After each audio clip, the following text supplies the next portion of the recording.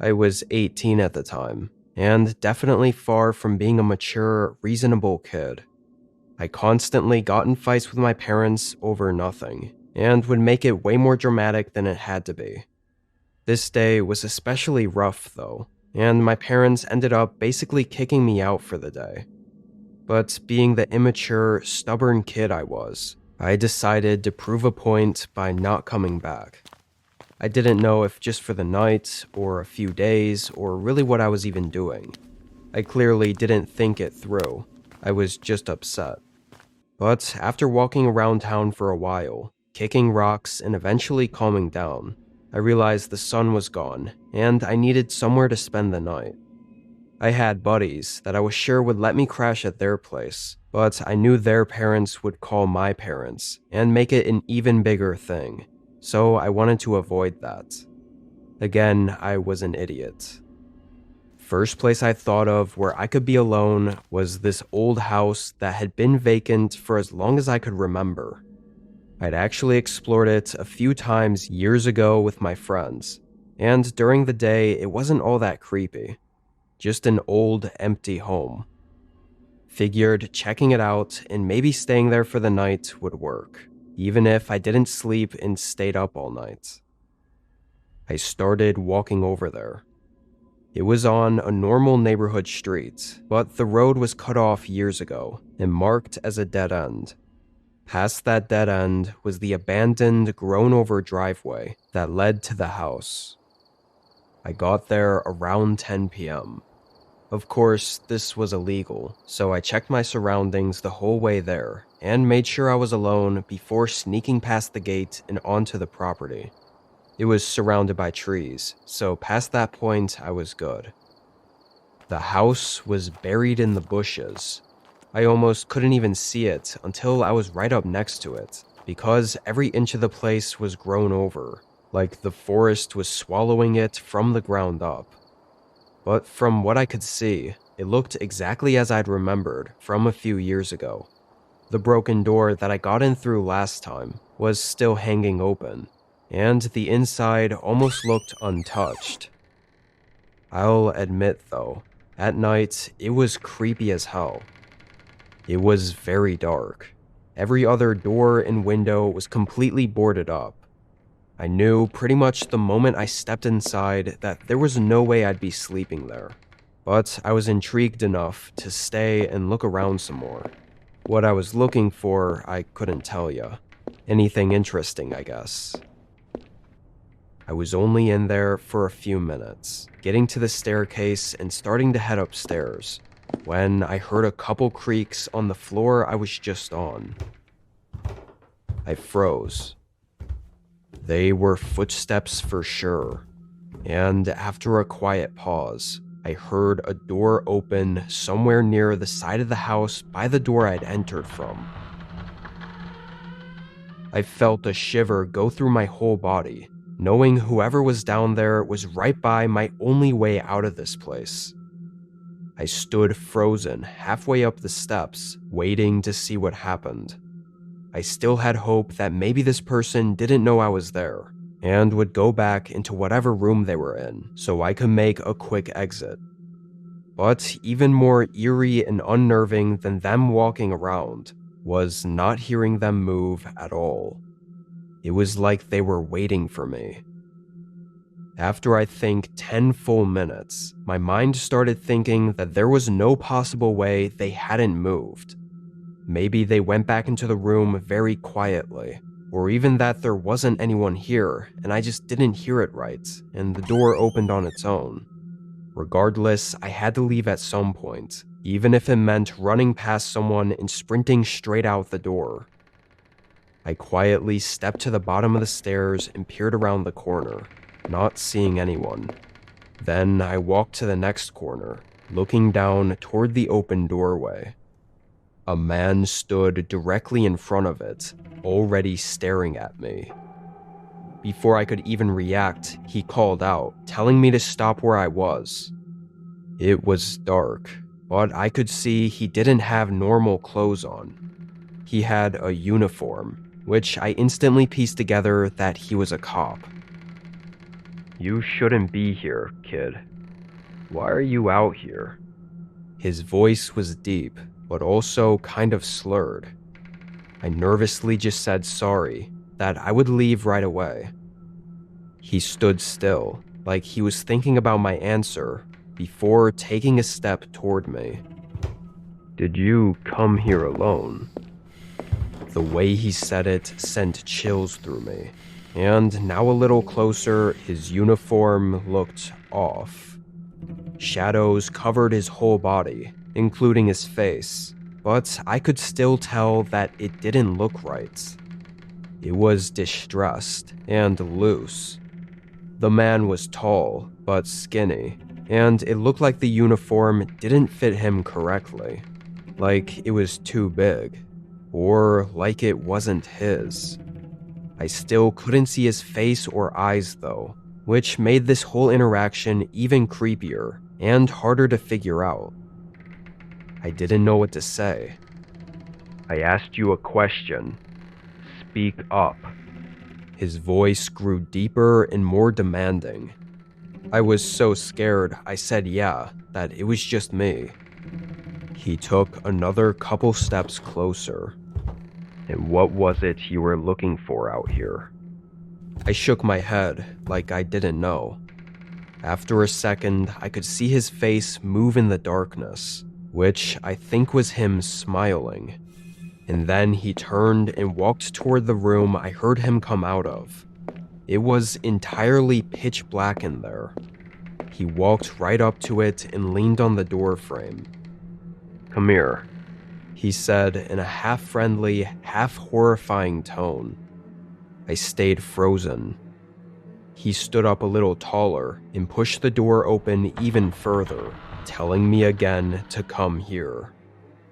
Everything in me knew at this point that he wasn't a cop, not a real one. And now that he was by the room, he wasn't blocking the open door to the outside. He was still just a couple feet away from it, but I took my chances. I sprinted straight for the door. I saw his arm reach out as I passed him, and felt his hand grab onto the collar of my shirt, choking me for a split second before he lost grip and I slipped away. I sprinted non-stop all the way out of the woods and across town until I made it home. And when I got there, I found a cop car in the driveway. My parents had called the police to report me missing after I hadn't shown up home after dark, and not hearing anything from any of my friends' parents. I honestly was still so horrified and in shock from what just happened that I didn't say anything. I also was scared to admit to the cops that I broke into the abandoned house and possibly ran from another officer, even though I was 99% sure it was a fake cop. The fact that those two cops never questioned me about the vacant house should have been enough to tell me it definitely was not a real officer I ran into. Because if it was, every officer in the area would have been radioed in with a description of me. Now I take full responsibility for the danger I put myself in that night, purely out of being a dumb teenager. But still, I don't think I deserved whatever the fuck was waiting for me in that room, had I assumed he was a cop and listened to the man in that house.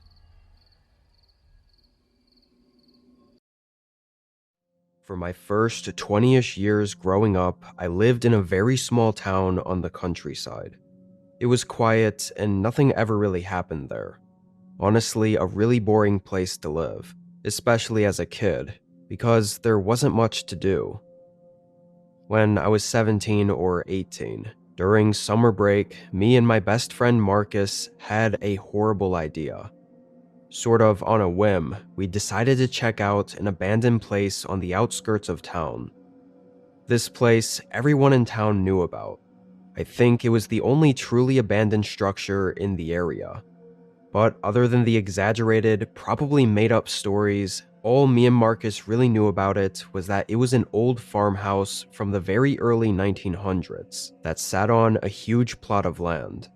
I think almost 200 acres. The owners had passed away decades ago, way before I was born, and the county bought the land but had never done anything with it. They just put up a fence and signs all around it, saying state property, no trespassing. So anytime you went on any of the roads out there, you could see this old, dilapidated farmhouse right in the middle of a field, rotting away in the distance.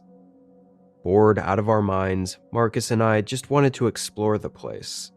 Although it was a dumb idea, we weren't looking for trouble or trying to mess with the place. We both got flashlights and took Marcus's car to the edge of town, parking off the road and walking about a mile to where the farm was. We knew cops patrolled the area sometimes, so instead of walking up to it through the wide open grassy field, we followed the fence all the way around to the back, where it was backed up to a wooded area. That way, we'd only be walking out in the open for a couple of minutes. It was actually crazy at first to see the place so close up, after having only seen it from far away for all my life. All the wood was weathered down to almost this black color, with no paint left on it, and had vines and weeds growing up the walls. But surprisingly, it looked relatively stable. It didn't look like the roof or any parts of the walls were caving in. We hurried up to the side of the farmhouse and found an open window to get in through. We didn't even try testing the front door, assuming it was locked, and still trying to lay low. I was the first one in, and helped Marcus through.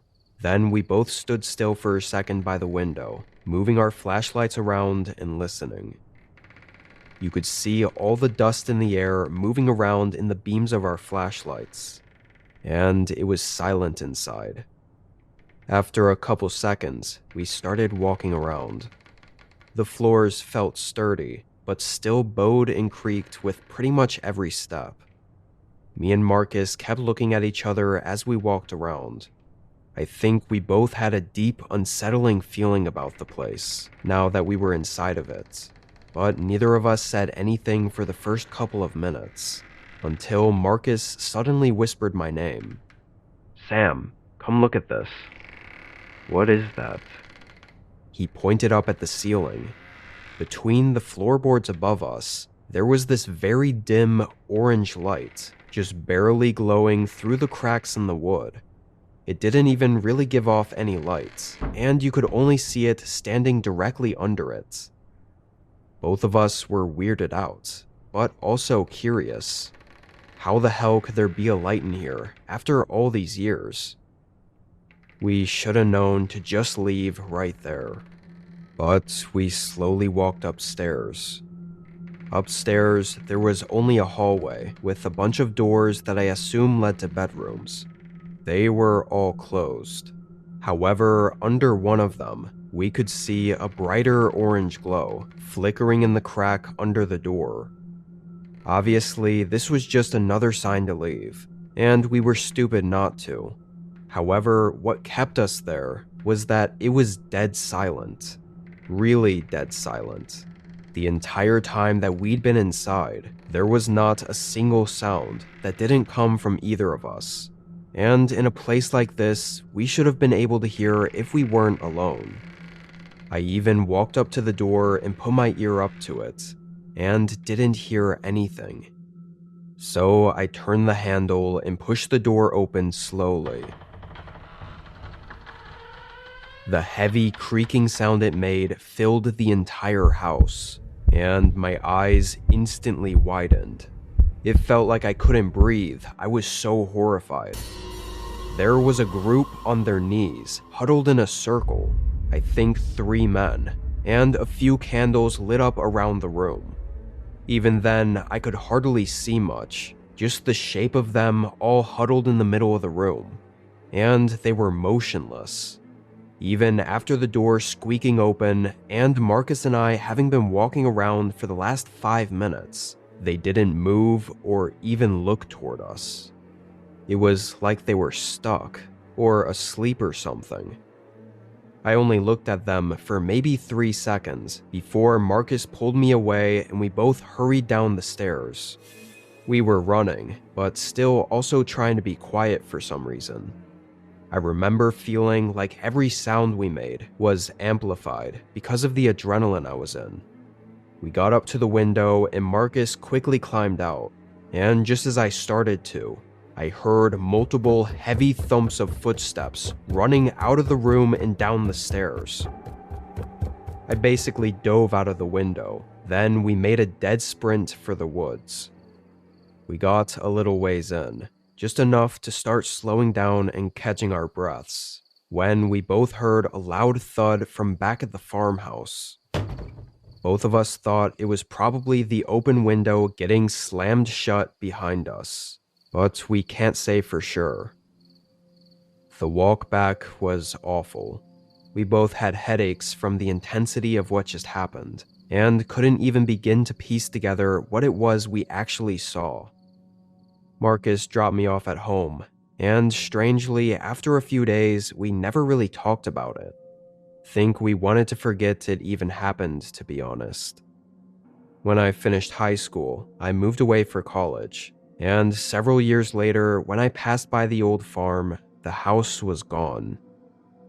I hope I did well enough at describing everything, as it was genuinely the most horrifying experience I've had, and will probably ever have. This happened while I was traveling through the West Coast, with the sole purpose of going on a ton of backpacking trips. I'd taken a whole month and lined up a bunch of trails to go on. All of them were regular hiking and camping trails, except for one. A buddy of mine who was also adventurous and really into camping had told me about an abandoned mining town that sounded really interesting. Now there's tons of these old mining towns all over the West, from the sporadic gold rushes, so I'd been to dozens by this point in my life. But this one was different. It wasn't in the desert or on the side of a sandy, rocky hill. This town was in the mountains, buried in a forest, which is actually really rare to find, and makes these ones almost never visited by regular people or tourists. So if you're looking for undisturbed, raw, abandoned structures, these are the jackpot. It sounded really cool and interesting, and it was only a few miles off one of the trails I was backpacking along, so it was worth the hike up to check out. And when I was done, I could just hike back down to my campsite on the trail. I got there around midday. It was cloudy, which definitely gave the abandoned town a more unsettling appearance, but it was one of the coolest things that I'd seen in a while. Because of all the time the forest had to regrow around the mining town, all of the small cabin homes were almost part of the forest now. It had clearly been there abandoned, left behind and untouched for over a century. You could even tell that no one had really been there to visit it or explore it. There were no footpaths or trails going between the homes, and everything was quiet and still. I walked past the first few houses and over to one that was mostly intact. It even had some old furniture in it, a wooden rocking chair and some wooden shelves. I walked around out there for another half hour, and as I did, I had this really creepy feeling looming over me. The kind to get me to swivel around and keep checking behind me, like someone could be lurking around and watching me. But it was easy to tell myself that it was just the creepy nature of being alone in a forgotten mining town. It was far more unsettling when it was deep in the forest, rather than on an open desert hill like almost every other one was. When I eventually got to the end of the town, there was an opening in the trees, and right in the side of the mountain was an opening to the mine. It was kind of insane how instantly dark it got in there. From standing outside, I could see maybe 5 feet down the tunnel before it was blackout dark. Before entering, I stood at the opening for a minute. There was this sound coming from inside the mine.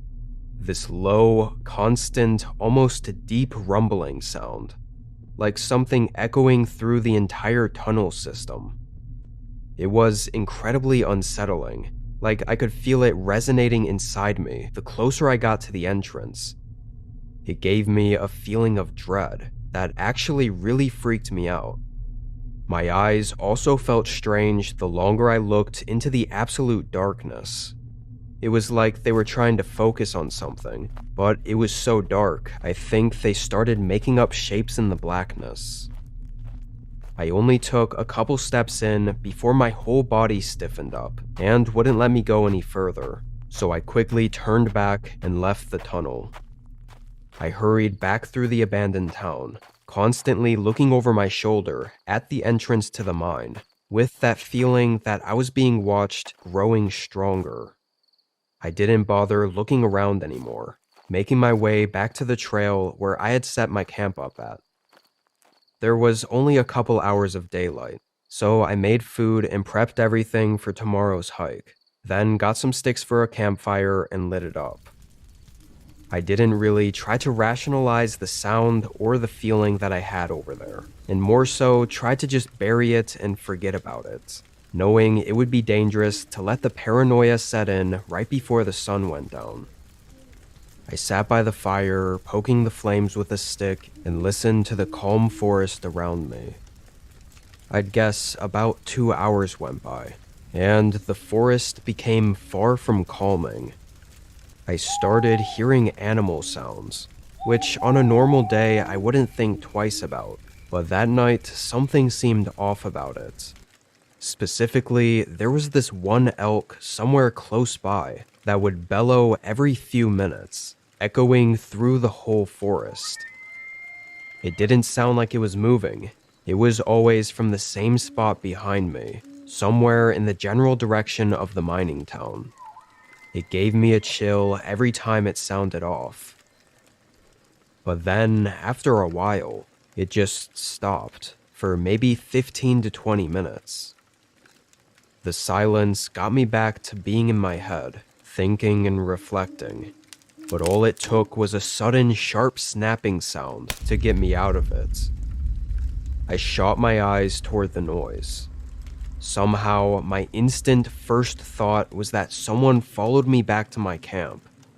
I don't know why, because I never saw anyone, or had any reason to believe that, but it was like I knew it in my gut.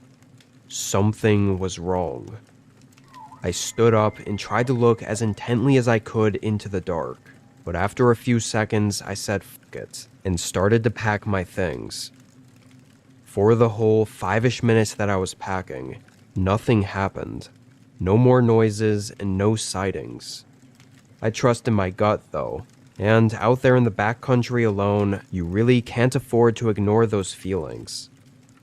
I strapped everything up, put on my headlamp, and kicked dirt over the fire to smother it. The moment the flames went out, I heard a set of footsteps sprinting toward me from right where I'd heard the snap sound. My headlamp didn't reach nearly far enough to see anything, so after a second, I just turned around and started running down the trail.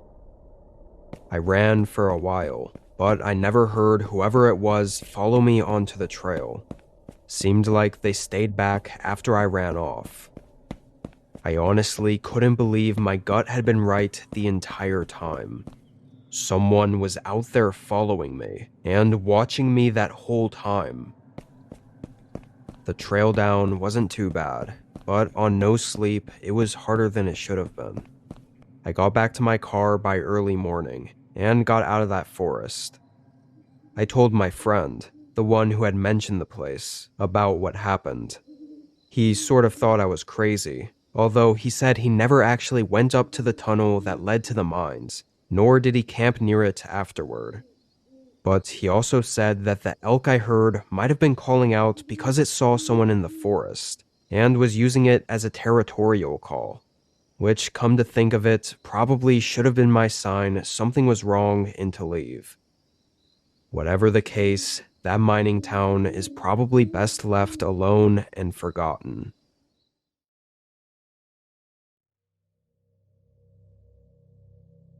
It was a week or two before Christmas, about 3 years ago.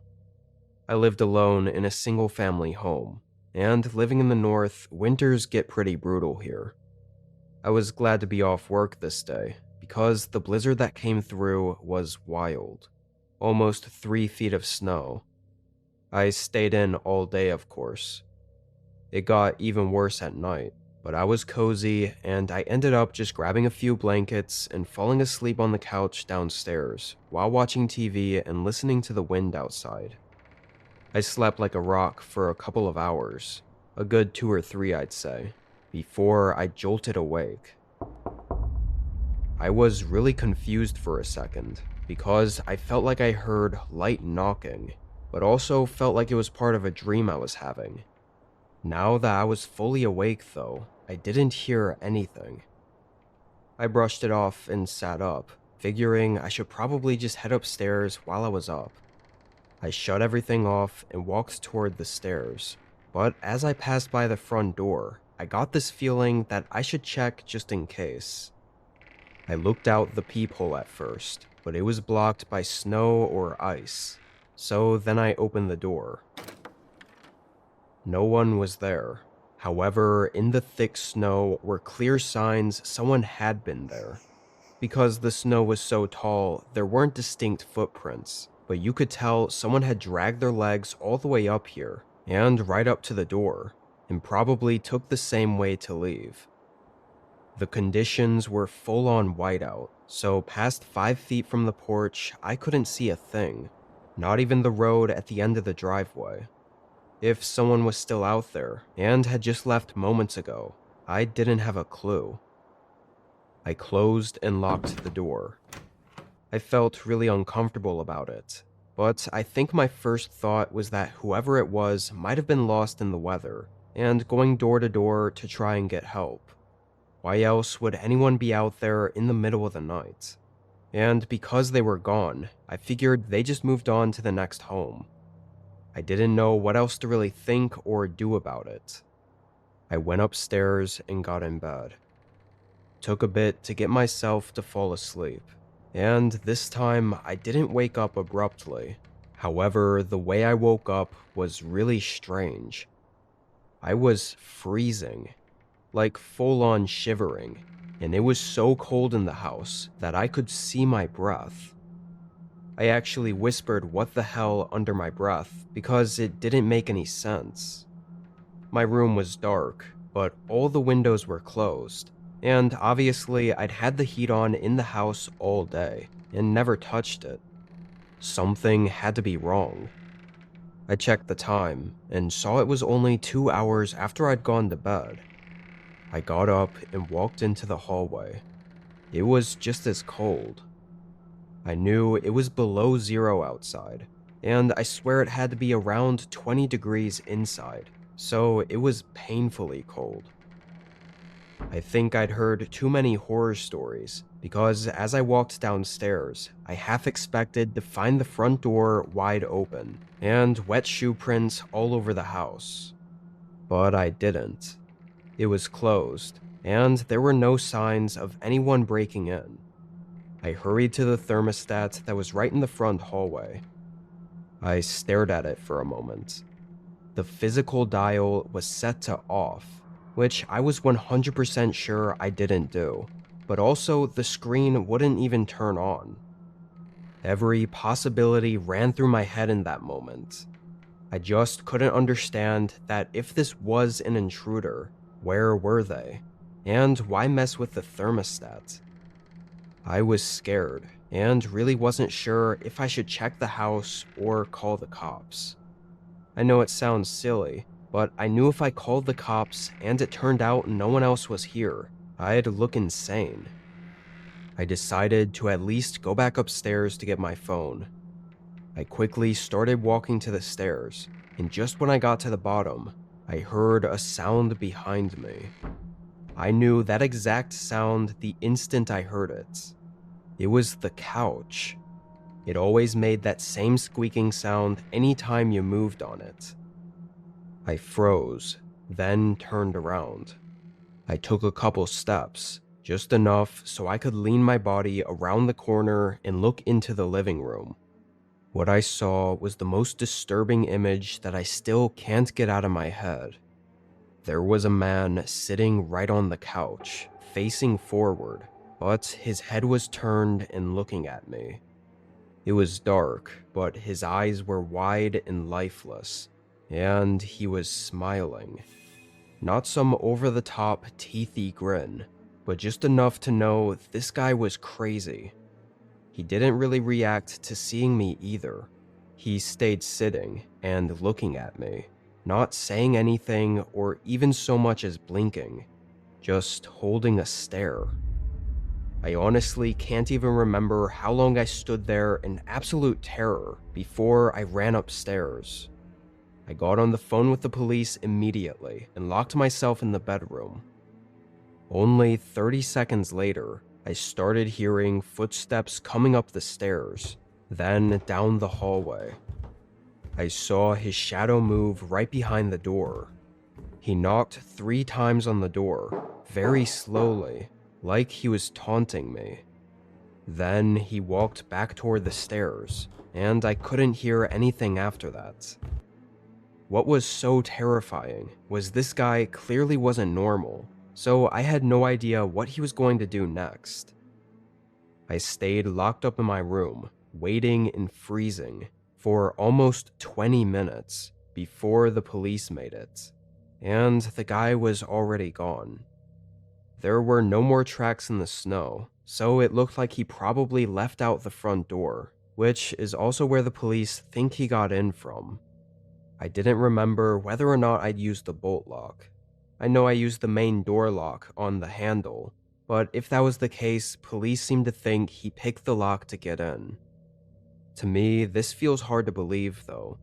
He didn't look like he was mentally well enough to be capable of picking a lock, but maybe it's easier than I think. I don't know what insane plan he had next, or why he was acting the way he was. From his smile, the whole thermostat thing, and even the knocks on my door, it's even more creepy and disturbing, knowing he was basically playing with me. I hope it was just some freak, unlucky incident that never comes to anything else, but I'll probably never stop losing sleep over the unsettling look on his face when I found him sitting on the couch.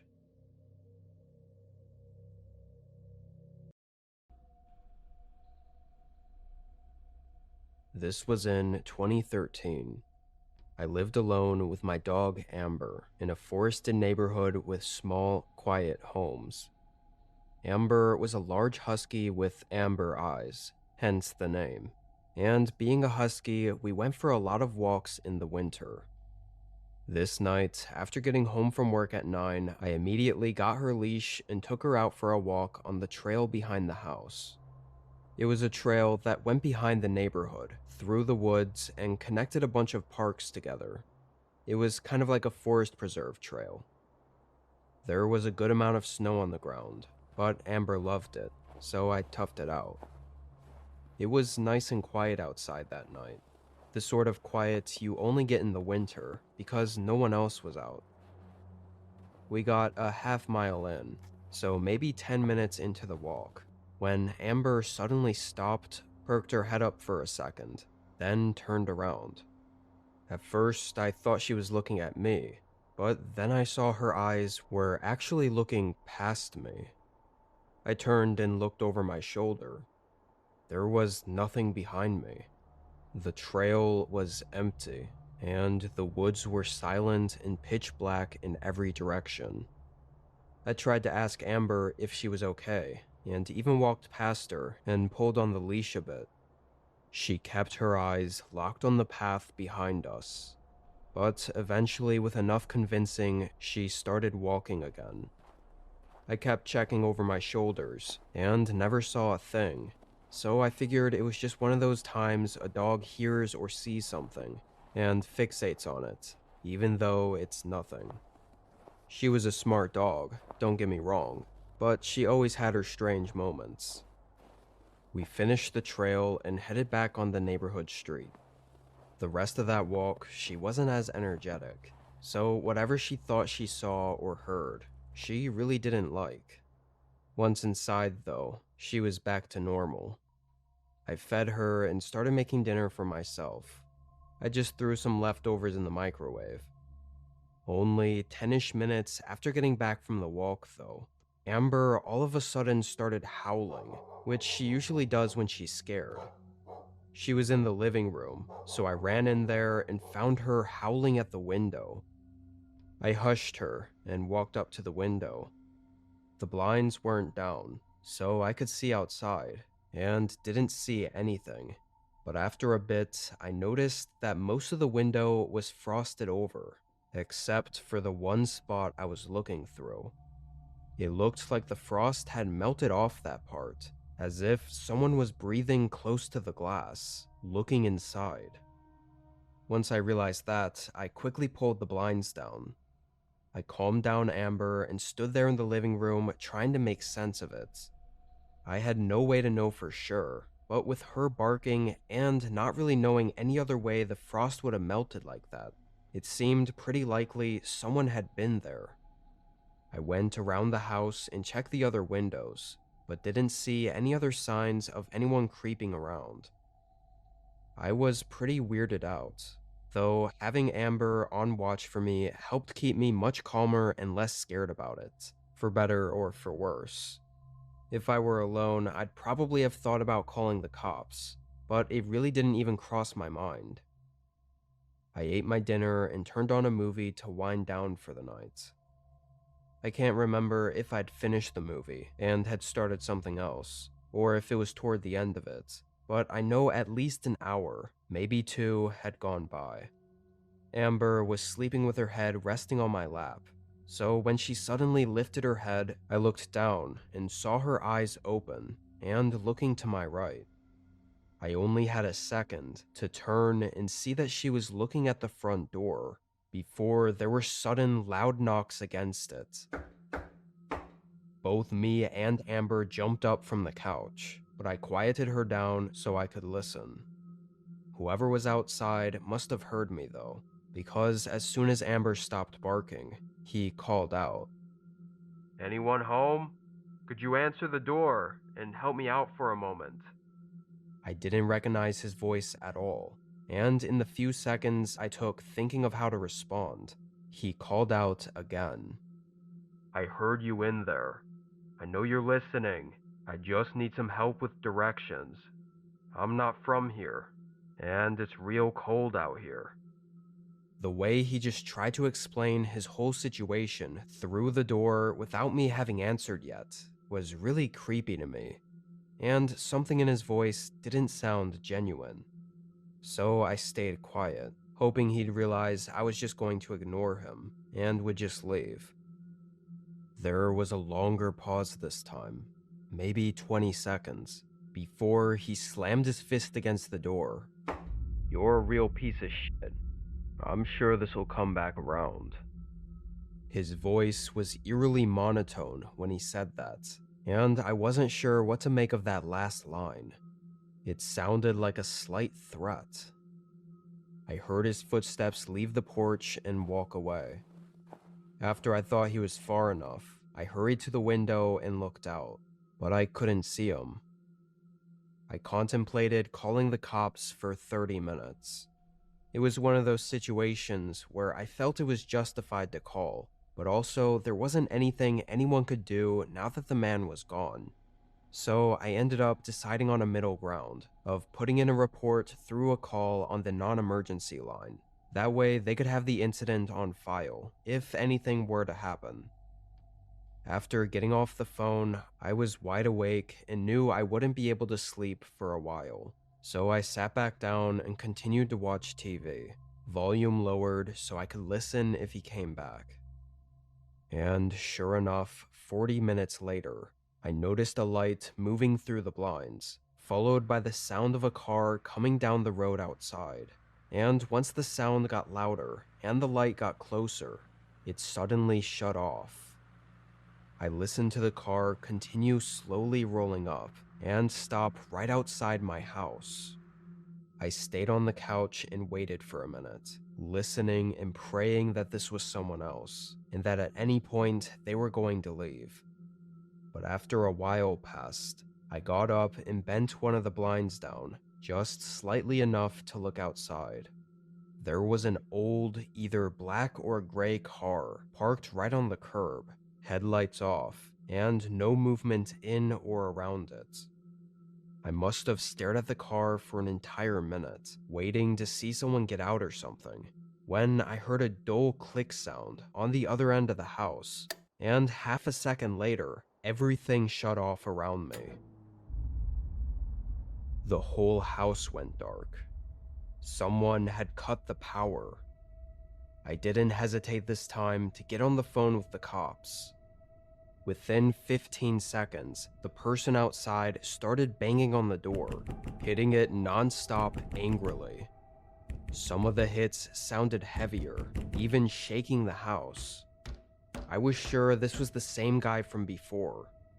I told the operator what I could, and looked back out the window to describe the car that was parked outside. As I did, the knocking stopped and footsteps rushed toward the window. I pulled back and let the blinds close.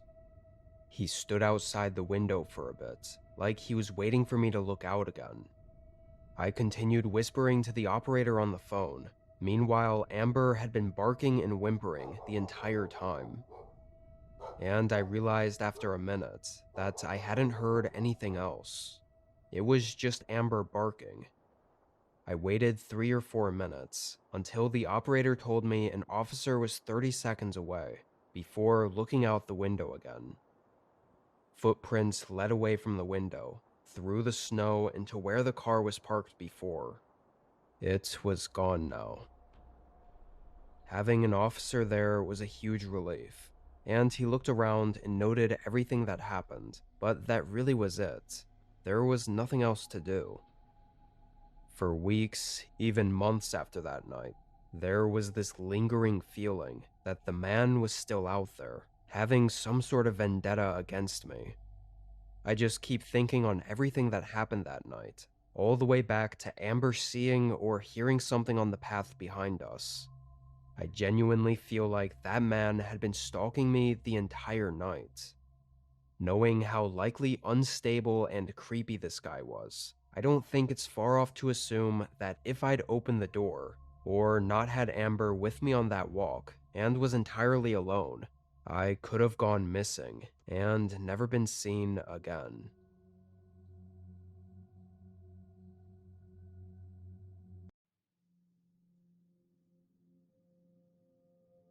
I worked at a local gas station, usually night shifts. I'd been there for over 6 years.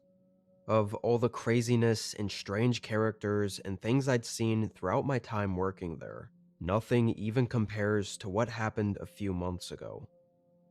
Just for a reference of the place I worked at, it's a gas station that I'd describe as being on the outskirts of the city. Not necessarily remote, but past the gas station, there was nothing for a good 20 miles.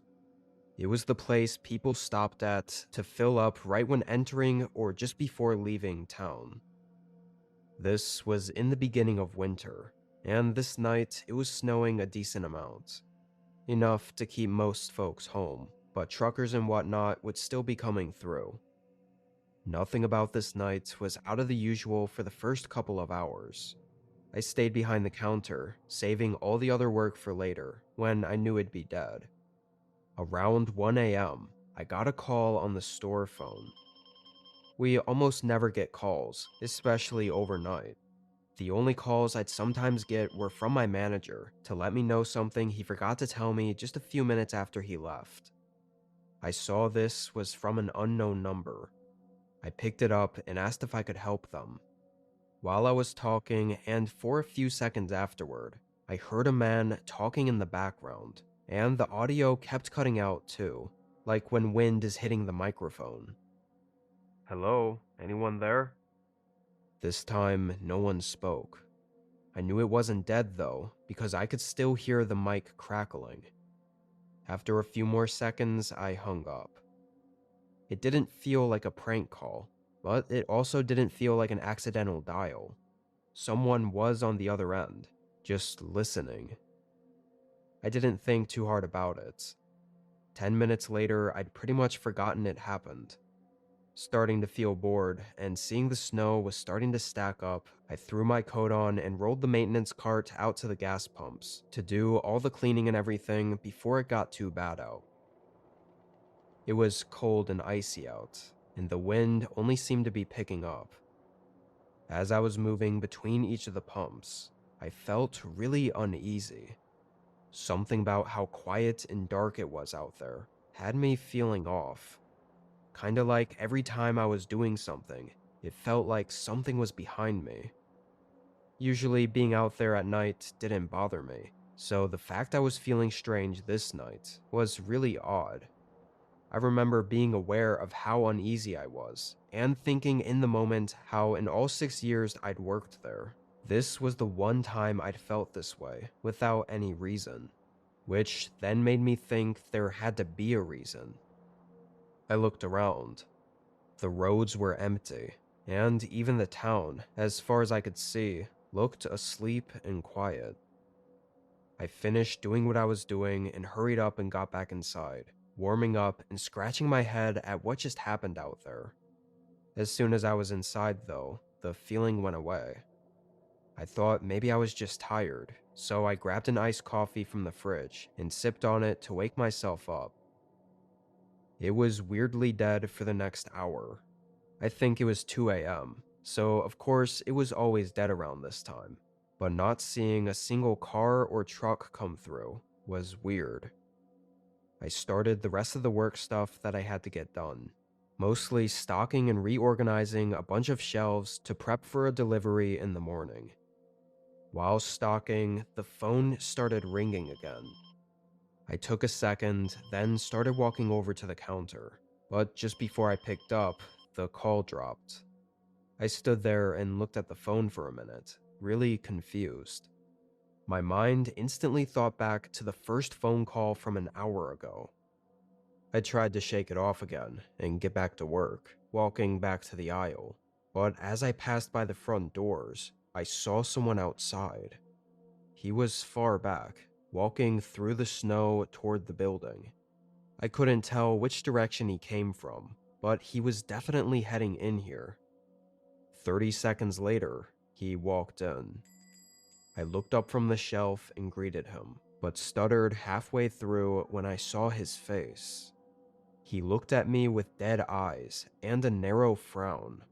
He did not look friendly at all.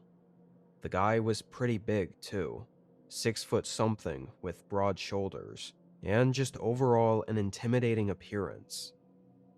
I moved from the aisle back to the counter. The man didn't speak, but made his way through the shop, sort of snaking through the aisles very slowly. He was looking at the stuff on the shelves, but it was almost like he wasn't really looking for anything. And as I watched him, I got this weird feeling that he wasn't alone. I kept checking out the windows, looking at the dark, snowy parking lot, and almost waiting for someone else to appear. The longer this went on, the more uneasy I felt. Best way I can explain the feeling was like my body knew this was the calm before the storm. Everything felt even quieter, too. My whole body felt like it was preparing for something to happen. And then, suddenly, something shifted. The man was looking over the shelves at me, and this time, when I made eye contact, he didn't look away. He held his gaze. After a moment, I looked away, moving my eyes toward the window, and immediately noticed someone out there. I only caught a glimpse of them, moving right past the window and around to the side of the building. I looked back at the man inside. He was still staring at me, and although he didn't say anything, his eyes were telling me to not move or do anything. I was sure if I even tried to pick up the phone, or tried to run, this guy would pull out a weapon and stop me. Not a minute later, I heard a thump on the back door, followed by a few more, and then a heavy metal cracking sound. The other guy had broken into the back of the building. Now, even in the moment, I was really confused. He wasn't being sneaky by bashing down the door, so why didn't he just walk in through the front of the building? The man in front of me was still staring at me, while the other was rummaging through something in the back room for a while. Then he appeared in the doorway. He looked furious, glaring at me, and then glaring at the other guy. Oddly, he didn't enter the main shopping area though. He stayed right in the doorway. But as soon as the other guy saw him, he essentially charged toward me. I muttered whatever helpless words I could to try to de-escalate, but the guy grabbed me and basically dragged me into the back room. Both of these dudes were way bigger than I was, and probably armed, so I had no chance at fighting. When we got to the back room, everything was ransacked, but the men didn't stop there. They dragged me out the door. By this point, both of them were holding on to me and forcing me across the back of the building until we got to the edge of the parking lot. Beyond that point was a field of scattered trees, and really nothing else. I was still trying to plead with them, but it was like they couldn't even hear me.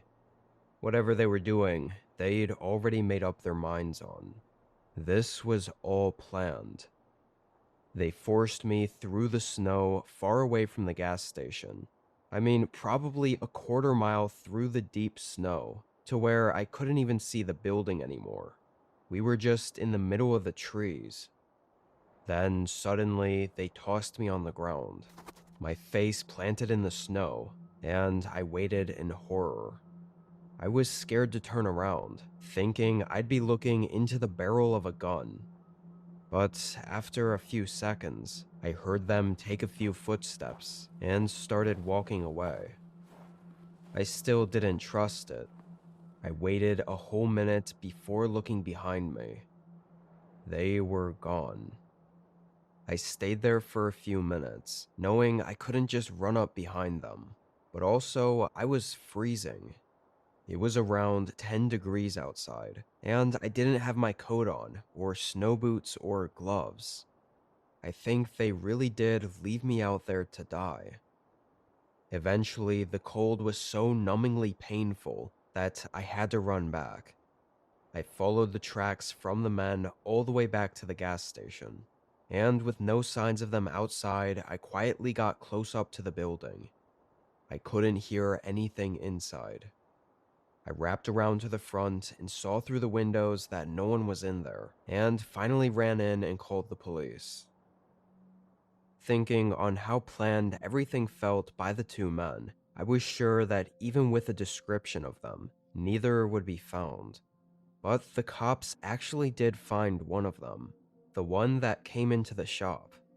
The security cameras had a good enough view of his face to get an identity.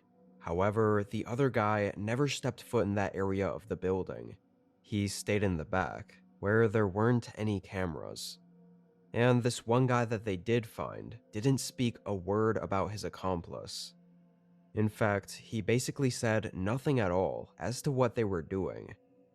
And even stranger is that nothing of value was really missing. The obvious stuff, like the cash in the register, was still there. With the entire back room ransacked, though, the guy was definitely looking for something. Something specific that he probably found and got away with. To put a bow on top of this whole thing, I asked my manager, who was the owner of the gas station, about why he thinks they broke in and what they were looking for. But he started acting really weird after that, straight up asking why I was even asking that, as if I didn't just go through a whole ordeal and almost lose my life because of it. And a few weeks later, I woke up to a call from him firing me. I was given severance pay and everything, so it was all technically legal, but extremely suspicious. After working there and knowing him for 6 years, suddenly cutting me off after a simple question was odd to say the least. Something else was going on there that I wasn't aware of, and I think he didn't like that I was trying to figure it out. Honestly though, I just feel lucky to be alive after that.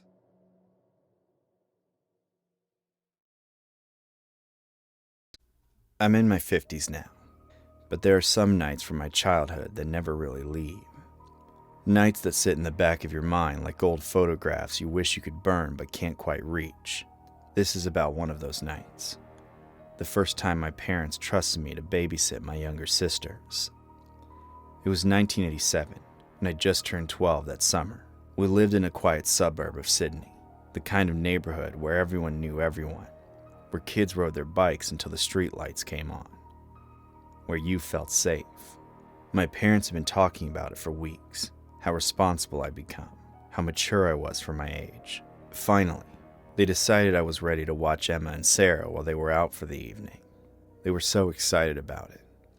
There was a midnight screening of some old film they loved as teenagers, and they made reservations at their favorite restaurant beforehand. We won't be home until 1 or 2 in the morning, Mom had said, tucking a strand of hair behind my ear. "You're sure you're okay with that, sweetheart?" I'd nodded, trying to look more confident than I felt. I wanted to make them proud. The evening started off perfectly normal. We made popcorn, the kind you do in the stovetop that fills the whole house with that burnt butter smell. We watched terrible sitcom reruns and laughed at jokes we didn't fully understand. Emma and Sarah thought staying up late was the most rebellious thing in the world. And honestly, so did I. We kept all the lights off except for the glow of the television, creating that cozy fortress feeling that only kids can truly appreciate. Around 11 o'clock, we heard it. A rustling sound from the front yard. "Probably just the wind," I said, more to convince myself than my sisters. We got winds sometimes that rattled the bushes along the fence, or it could have been Mrs. Henderson's cat. That thing was always prowling around at night. But then, about 2 minutes later, someone was pounding on our front door. Not knocking, pounding. The kind of aggressive sound that makes your stomach drop instantly. That speaks of urgency or anger or something worse. All 3 of us froze. Sarah grabbed my arm so tight her fingernails dug into my skin. Emma's face had gone completely white in the flickering light of the TV. "Turn it off," I whispered, and Emma lunged for the remote. The sudden silence was somehow worse than the noise had been. We could hear everything now. Our own breathing, the hum of the refrigerator in the kitchen, the settling sounds of the house. And then, again. My heart was hammering so hard I could feel it in my throat. Every instinct screamed at me to hide, to run upstairs and lock ourselves in a bedroom and wait for Mom and Dad to come home. But I was 12 years old and supposed to be responsible now. I was the babysitter. I had to do something. I crept toward the front door, my sisters following close behind me like ducklings. Our front door was almost completely solid wood, with just these thin decorative strips of frosted-colored glass running vertically through it. Nobody outside could see in, which gave me a tiny sliver of courage. We crouched there in the darkness, and through the distorted glass, I could just barely make out a figure standing on our front porch. And then the doorknob started to rattle. Someone was trying to open our door, turning the knob back and forth, testing it, seeing if we'd been stupid enough to leave it unlocked. I didn't think, I just acted. We had this wooden doorstop that we sometimes used to prop the door open on summer days. I grabbed it, and as quietly as I could, I wedged it firmly under the door. My hands were shaking so badly it took 3 tries. I wanted to call the police, but our only phone was mounted on the wall right there by the front door. If I picked it up, whoever was outside would definitely hear me. And something about the aggressive way they'd been banging, the persistent rattling of that doorknob, told me that making our presence known would be the worst possible thing we could do. "Upstairs," I whispered. "Now." We ran as quietly as we could up the carpeted stairs to Mom and Dad's room. It was at the front of the house, and I knew, though some part of me desperately didn't want to, that we'd be able to see the front porch from their window. We huddled together on the floor, and for a few minutes, we just sat there, listening. The house was completely silent. No more banging, no more rattling, nothing. "Maybe they left," Emma whispered hopefully. But I had to know. I had to see. And despite every rational thought telling me not to, I stood up and moved toward the window. My sisters followed. Of course they did. You can tell kids not to look, but they're going to look anyway. That's just how fear works. The curtains were heavy and dark, no blinds behind them. We couldn't pull them open without being obvious. So we dropped to our knees and slowly, carefully, lifted the bottom edge of the curtain just enough to peek under it. What I saw has fueled my nightmares for 37 years. He was standing there, this old man, right in our front porch. And the thing that still makes my skin crawl, the thing I can never quite reconcile in my mind, is that his eyes were already locked on that exact window. Like he'd been waiting for us, like he knew precisely where we'd be and when we'd look. His face was weathered, angular, all hard lines and shadows. But his expression was what terrified me most. This menacing scowl that looked less like anger and more like cruel anticipation. Like he was enjoying this.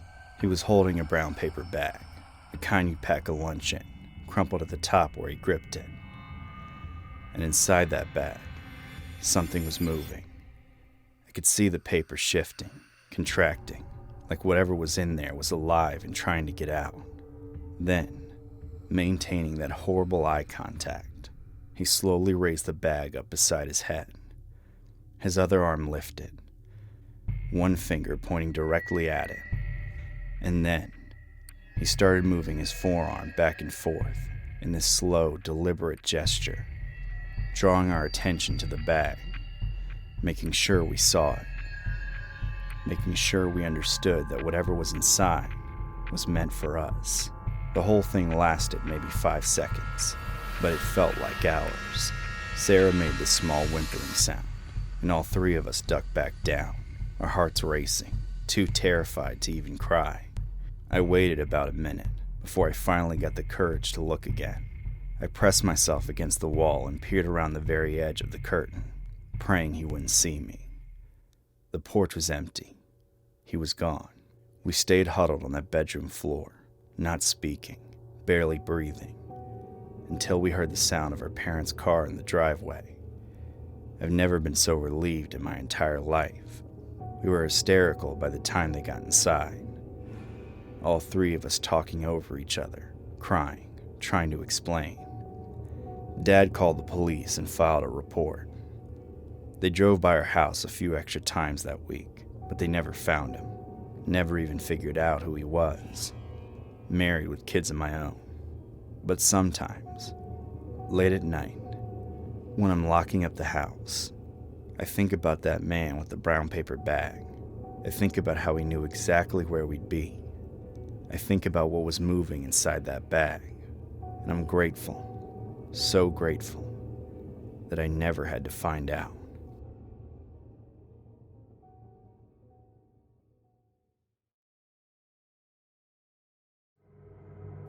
The therapist says writing it down might help, that putting it into words makes it real. My name is Cassidy Spencer, and 6 months ago, I bought my son a gaming console for his 12th birthday. I'd saved for months, extra nursing shifts, anything to afford it. His father left 3 years ago, and I wanted to see Ethan smile again. When he opened that box, his face lit up. Pure joy. The first month was perfect. He'd asked permission, finish homework first, stick to the 2-hour limit. He made friends online, laughed through his headset. I thought I was being a good mom. The changes crept in slowly. Just 5 more minutes became 20. Grades slipped from B's to C's. By October, he stopped eating dinner with me, taking his plate to his room while that screen glowed blue under his door. I'd find the food later, cold and untouched. His room started to smell, stale sweat, old food, empty energy drink cans under his bed, chip bags in his closet. The curtain stayed down. The blue light was constant.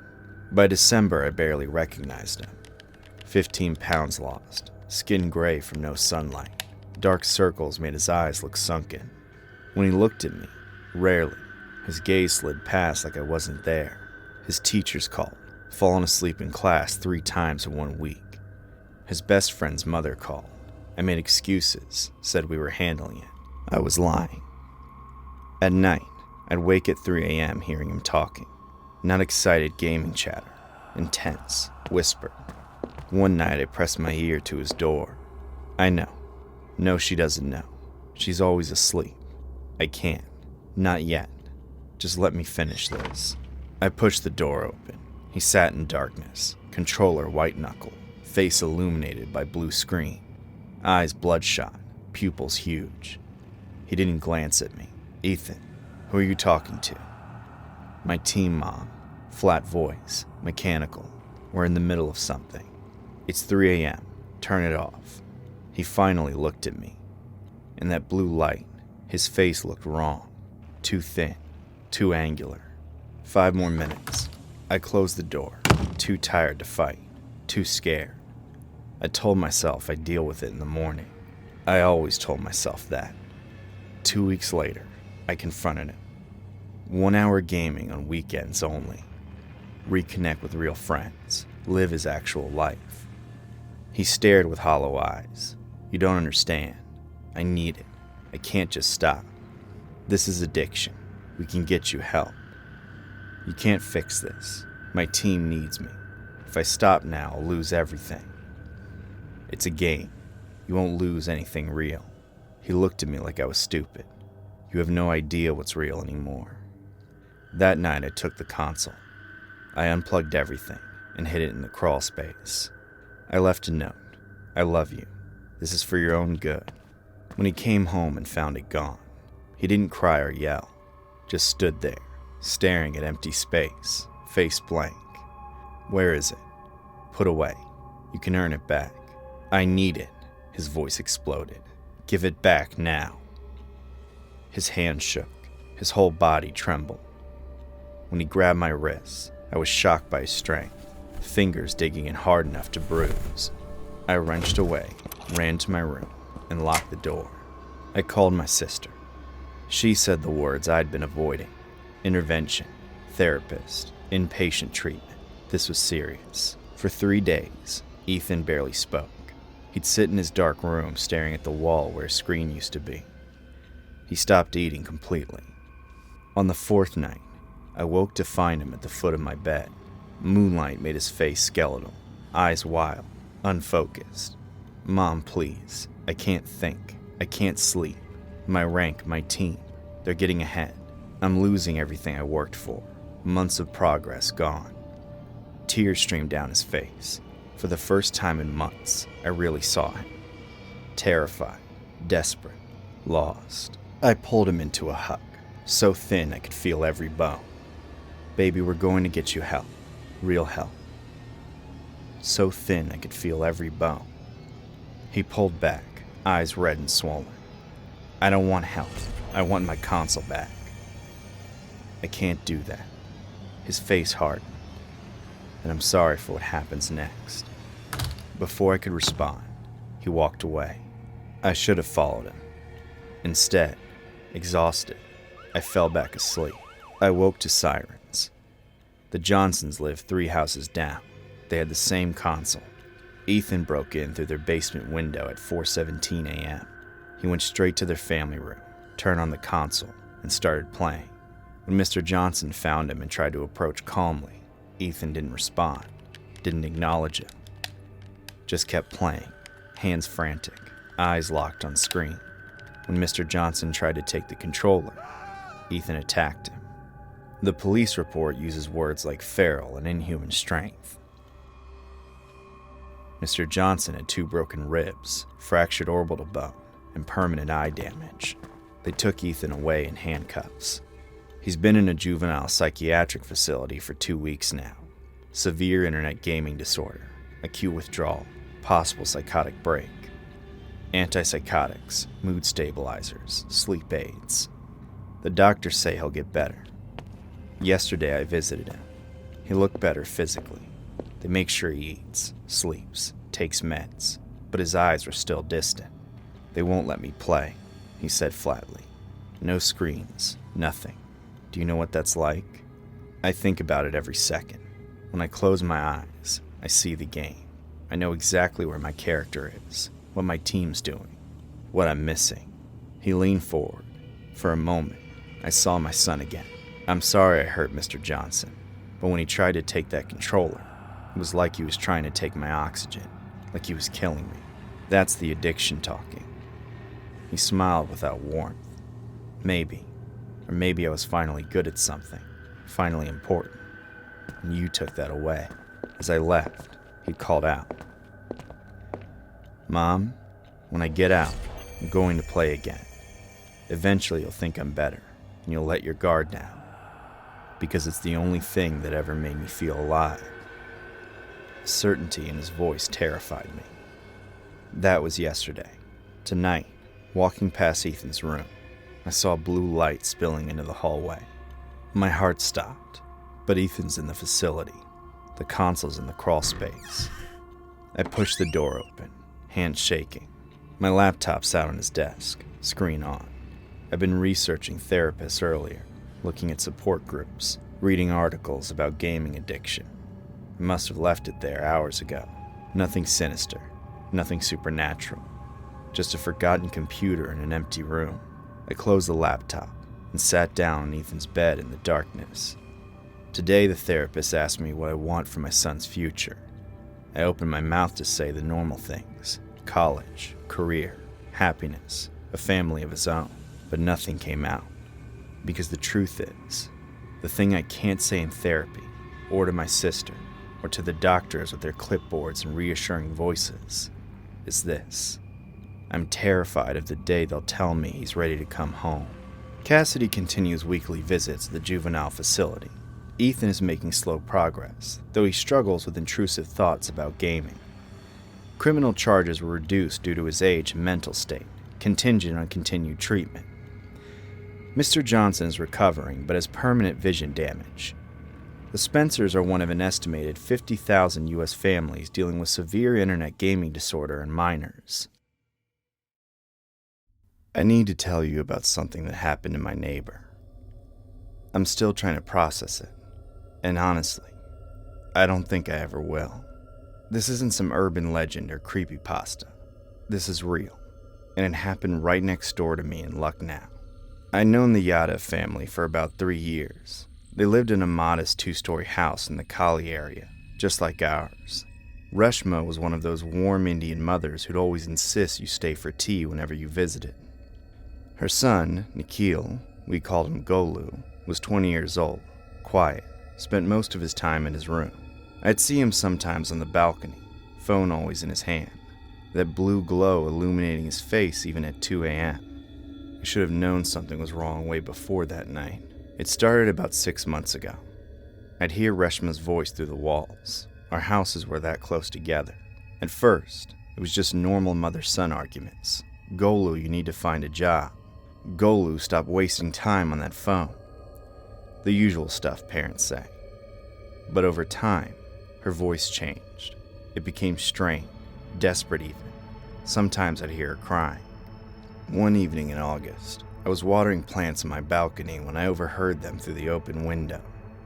"Where's my gold chain?" Reshma demanded.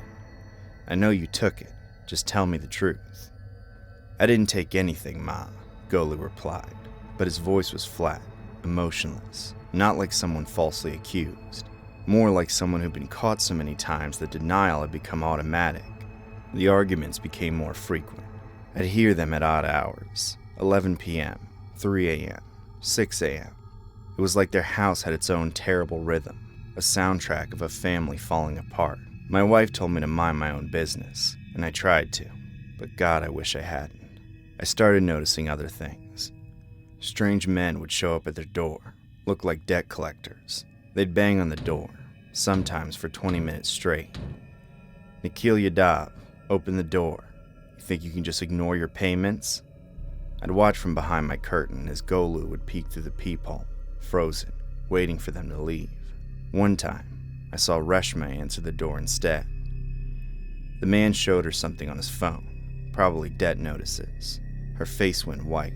After he left, he just stood there in the doorway for the longest time, staring at nothing. Then came October 3rd. The morning seemed normal. I left for work around 8 a.m. Reshma was hanging clothes on the rooftop. She waved at me like always. I waved back. That image haunts me now. Her in that yellow serene, smiling. I got home around 7 p.m. The Yadav house was quiet, which wasn't unusual, but there was something different about the silence that night. It felt heavy, if that makes sense, like the air itself was holding its breath. Around 9 p.m., I heard shouting, not the usual arguing. This was different, desperate, terrified. "Golu, what are you doing? That's my jewelry. I need that for..." Her voice cut off suddenly, replaced by sounds I can't adequately describe. Thuds, heavy, wet thuds. The kind that make your stomach drop because somewhere in your primitive brain, you know exactly what they mean. Then came the crashing sounds, glass breaking, furniture being thrown around. It sounded like the house was being torn apart. My wife grabbed my arm. Should we call someone? I was already dialing the police when everything went silent. That silence was worse than the noise. It stretched out for what felt like hours, but was probably only 5 minutes. Then I heard Golu's voice, high-pitched, panicked, talking on the phone. "Papa, Papa, you need to come home right now. Someone broke in. They attacked Ma. They attacked me too. Please hurry." I heard him crying, proper sobbing. And for a moment, God forgive me, I believed him. I thought about going over, checking if they needed help, but something stopped me. Maybe it was the way his crying sounded, practiced, like he'd rehearsed it. 20 minutes later, the police arrived, then the ambulance, then Golu's father, who collapsed when they brought out the stretcher with the white sheet. The next day, police were everywhere. They questioned everyone in the neighborhood. When they came to me, I told them everything I'd heard. The arguments about money, the debt collectors, the sounds from that night. "Did you see anyone enter or leave the house?" the officer asked. "No," I admitted, "but I heard." "What did you hear?" I described the sounds as best as I could. The shouting, the thuds, the systematic destruction that followed. The officer's expression changed as I talked. He exchanged a glance with his partner. They showed me CCTV footage later. The street camera captured the front of the Yadav house from 6 p.m. to midnight. No one had entered. No one had left except Golu, probably to scope out the area. But otherwise, that house had been sealed like a tomb. The truth came out 2 days later. They arrested Golu in Fatepur, trying to sell his mother's jewelry. During interrogation, he confessed everything. He'd been addicted to some online gambling game called Aviator. Lost thousands of rupees, money he didn't have. Took loans from those predatory businesses that charge 40% interest. When he couldn't pay, he started stealing from his own home. Small things at first, cash from his mother's purse. Then bigger items, the gold chain, rings, bangles. That night, Reshma had caught him red-handed, taking her jewelry box. She'd had enough. She threatened to tell his father, to go to the police herself.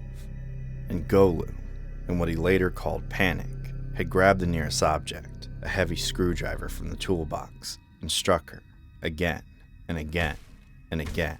Then he calmly ransacked the house to fake a robbery.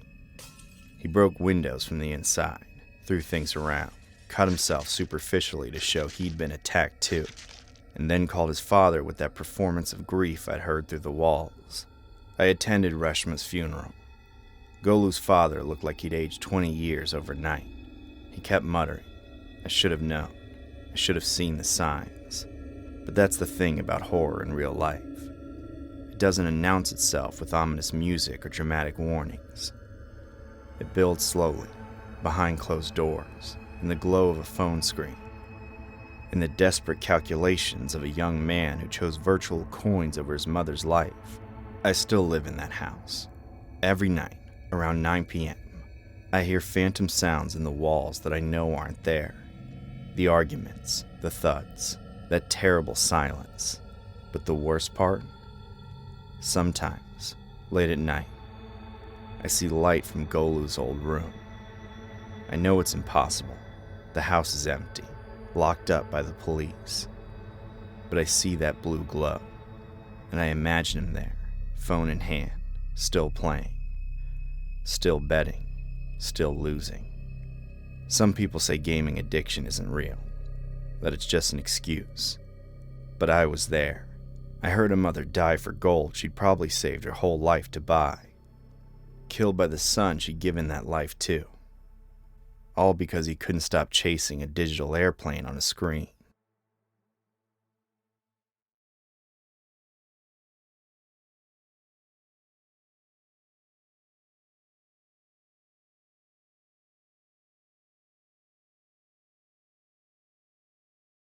I met Arya at a small party at a friend's house in early February.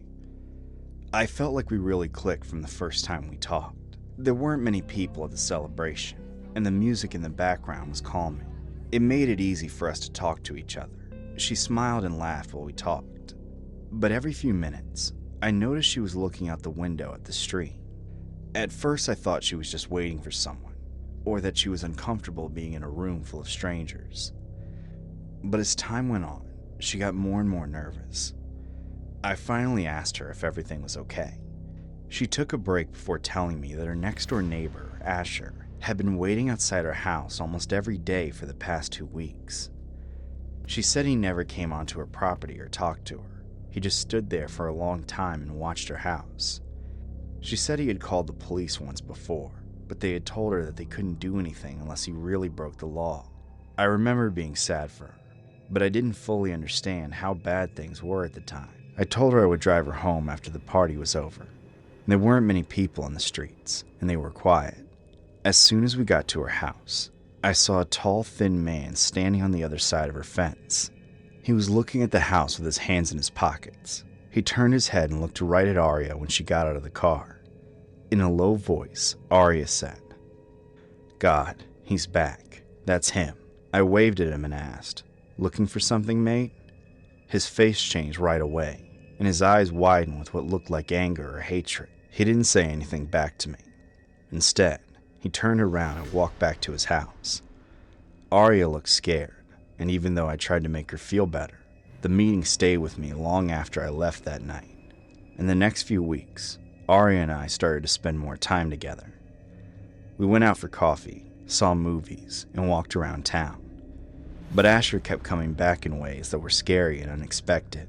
The first time it happened, we were sitting by the window in a cafe, talking quietly while it rained outside. Suddenly, Arya stopped talking to me and became quiet. I looked where she was looking and saw Asher standing perfectly still across the street under a streetlight, looking through the glass at us. He stood there for a while before he left. It didn't leave behind fear, but something worse and heavier. The second time, it was evening, and we were walking through a parking lot at the grocery store. As we got to my car, Arya stopped walking and took my arm. Asher was standing at the other end of the parking lot, next to a row of shopping carts, and watching us again.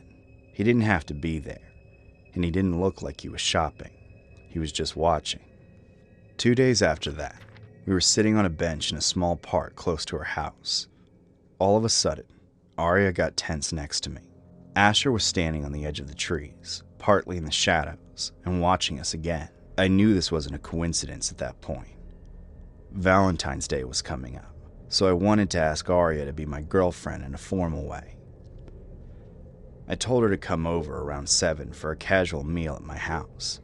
When she didn't show up on time, I tried to call her, but her phone went straight to voicemail. I started to feel weird in my chest, and by 8:30, I knew something was very wrong. I drove to her house. It was odd that her porch light wasn't on. The latch on the front door looked bent and broken when I got there. I walked in slowly and saw that the house was dark and still.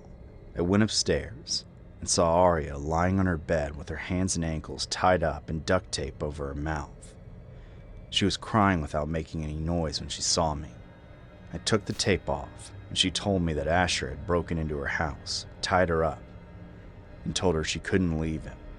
I called 911, and they said the police would be there in about 10 minutes. At that point, I heard someone behind me laugh. Asher was standing in the doorway with a gas can and a lighter when I turned around. He began to spill gas on the walls and floor, while softly saying how much he loved Arya and how no one else could have her. I told him that Arya loved him too and that I would leave if he just stopped. He stopped, then smiled ear to ear, like he finally saw some hope with the girl. He was distracted for a second. I took the lighter from his hand and threw it out the window. It all happened so quickly that Asher could barely get a hang of it. He yelled and tried to hit me, but I tackled him to the ground. We fought until I heard sirens, and a few seconds later, the police came in and held him down. Asher was arrested and charged with stalking, breaking and entering, and attempted arson. Everything felt weird for the next few days, like my mind was still trying to figure out what had really happened. Aria didn't sleep much at all for the first few nights after the event. She jumped at every sound. The sound of a creaking floorboard, a humming refrigerator, or even a truck passing by outside. I stayed with her as much as I could because she needed me, and I didn't think the world was safe yet. One night, while we were alone on my couch, she told me something she had never told me before. She said that Asher didn't start by standing outside her house. He started by following her around, at the bus stop, at the coffee shop she went to after work, at the library where she used to go study. At first she thought it was just a coincidence. Then she remembered that he always waited for her before she got there. She said one afternoon, she purposefully visited this grocery store on the other side of town to test if Asher was really following her. When she got out with her bags, Asher was standing by the asphalt, smiling at her. At that point, she knew he was stalking her. A few days later, the police came back to ask more questions. When they searched Asher's house, they told us they found printed pictures of Aria on the wall. Some of them came through social media. Others were clearly taken from far away without her knowledge. Some of them had notes written on them, times, locations, even what she wore and who she was with. Aria moved out of her house and stayed with a friend in a different part of town within a week. She even changed her social media account so that everything was private or gone. She said it felt like getting rid of herself, but she'd rather be invisible than watched. I still think about what would have happened if I had ignored my gut feeling that night when Aria didn't show up. If I hadn't driven to her house or waited an hour longer, things would have ended in a really dark way. Sometimes, I picture myself getting into that room too late. I smell smoke instead of gas. I think of the sound of sirens that never came on time. That's the part that stays with me. Danger doesn't always make a lot of noise. Everyone assumes it comes with threats, yelling, or violence. But Asher taught me that the people who are the quietest are often the most dangerous. They're the ones with a lot of patience, like an eagle navigating for its prey. These are people who build their fantasy slowly, until reality becomes an inconvenience, one they feel entitled to erase. I'm 32 years old, and until last Valentine's Day, I believed that if you stayed in public places, expensive places, or safe places, nothing truly bad could happen to you. My husband, Yusuf, and I chose the retreat because it was marketed as a private romantic escape. It was built around a lake, surrounded by trimmed hedges and soft lantern lighting. Everything smelled like jasmine and warm wood. Staff members whispered when they walked past. Even the water in the pool looked calmer than normal water. It felt like a place where nothing ugly could exist. We checked in mid-afternoon and were led to our room by a smiling concierge. The thick and red hallway carpet muffled the sound of our footsteps. I recall experiencing a strange sense of isolation, as if we had closed off the outside world. That was when we first saw them. They were sitting in the lobby lounge on pale leather chairs, facing the entrance like they were waiting for something. The woman noticed us immediately. She smiled too fast and stood up before we even reached the desk. "Oh, how lovely," she said brightly. "A young couple on Valentine's?" Her voice had the sweetness of someone who had practiced sounding sweet for a very long time. She introduced herself as Hannah. Her husband was Bates. He was thin, with watery eyes and a stooped posture that made his head tilt forward slightly, like he was always peering at the world. They congratulated us on our marriage, even though we had never told them we were married. Hannah laughed when I looked confused and said, "I can always tell." I thought that was strange, but not alarming. At first, they were simply everywhere. At breakfast, they sat 2 tables away. At the pool, they lounged in chairs just close enough to hear us talk. We walked along the lake path. They happened to be walking too, always slightly behind us. Hannah complimented my hair, then my dress, then my voice. She said I reminded her of herself when she was young. I didn't understand why that made my stomach tighten. One afternoon, she asked if she could take our photo. We collect memories, she said, holding up a small digital camera. People we meet, moments we love. I laughed awkwardly and said yes, because refusing felt rude. Bates took the photo. He didn't blink when the flash went off. After that, they became bolder. They followed us more closely. Hannah began touching my arm when she spoke. She asked personal questions about where we lived, how long we had been married, and whether we planned to have children. When we went back to our room one evening, they walked with us all the way down the hallway. Hannah looked at her door number and read it aloud. 217, such a lovely number. That night, someone knocked on her door at nearly midnight. Yusuf opened it a crack and found Hannah smiling in the hallway. "I just wanted to say goodnight," she said. Yusuf closed the door without responding. The next morning, Bates asked if he could take another photo because the lighting the previous day had not been true. Yusuf said no. And that was when everything shifted. Hannah's smile collapsed instantly. She stared at him with an expression that felt much too intense for such a small refusal. "You should be nicer," she said quietly. "You married outside your culture, and still you do not learn how to treat people." "I'm treating you fine," he said. "You're crossing boundaries." Something in me snapped. Before I could stop myself, I punched her. It wasn't dramatic. It was fast and ugly, and driven by instinct. My fist hit her nose. There was a dull crack and a soft gasp. Blood appeared immediately. The lobby went silent. Hannah didn't scream. She touched her nose, looked at the blood on her fingers, and then smiled. It was the calmest smile I'd ever seen. She wiped the blood away with a tissue from her purse. Bates calmly raised the camera and took a photo. The flash went off. Neither of them said a word. They turned and walked away. Security came. A medic was called. My hands were shaking so badly I could barely explain what happened. No charges were filed. No arguments followed. Hannah and Bates simply brushed off the event. But that night, they appeared everywhere again.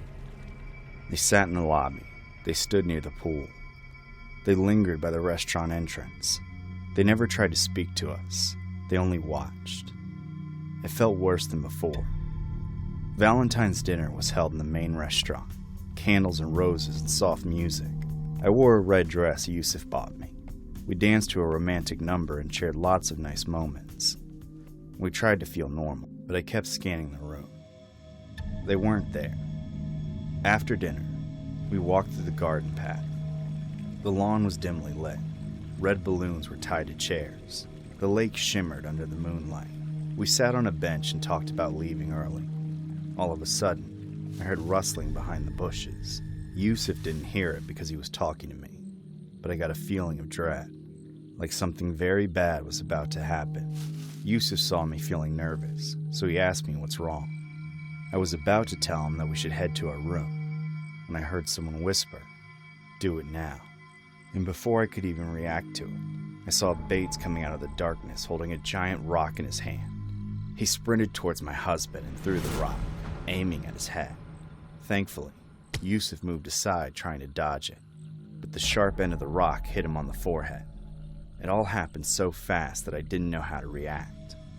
Yusuf screamed in pain and collapsed on the ground, grabbing his bleeding head. I started screaming for help. That's when Hannah came out from the dark, clapping and laughing like a psycho. She was constantly clapping, like a kid bursting with joy seeing something funny. I still remember her face as she laughed uncontrollably. She was so amused seeing someone bleed that I was questioning her sanity. Bates, on the other hand, stood like a statue, with a blank face. I understood this man does exactly what his wife tells him to, and he too has no conscience or sensitivity. I kept crying and screaming for the securities to come, and they finally arrived. What felt more disturbing was that even when they were carrying my injured husband inside, Hannah and Bates stood there holding their ground, like they had no fear of the consequences of their actions. While leaving, I turned to Hannah one last time, and what she said still rings in my ear at night. She grabbed my hand like she was about to make a speech. Her eyes kept moving left and right weirdly, and then she fixed her gaze on my face. She grinned ear to ear and said I was lucky Bates didn't murder my husband. She also mocked me, saying I'm in no position to complain about them, since I hit her earlier. I finally realized why they were so cool with what they did. The next morning we left the hotel. Yusuf had bandages for a week. Our Valentine's experience was ruined, and we regretted not spending it at our house. It all could have been avoided if we never went to that retreat. My dad's friend is a retired cop, and he had his sources, so I gave him details about Hannah and Bates just for a background check. I had a selfie with them on my phone, luckily, so it helped to track them down. What I got to know shocked me to my core. Hannah and Bates are brother and sisters living at the outskirts in a worn-out property. They don't mix or interact with the neighbors, but one of their oldest neighbors said that the duo is crazy. Their parents died in a weird house accident that no one could explain, and the kids moved foster houses until they reunited after turning 18. I still don't understand. If they were brother and sister, then why the hell did they introduce themselves as a couple? Maybe it's a trap to get close to other couples so they can pull off their freaky shit with them. Whatever their reason might be. I kept checking my windows for a month to make sure the psychos hadn't followed us home. I really hope they get caught some way or the other before they actually end up murdering people. Or maybe they have no one and just haven't found their victim yet.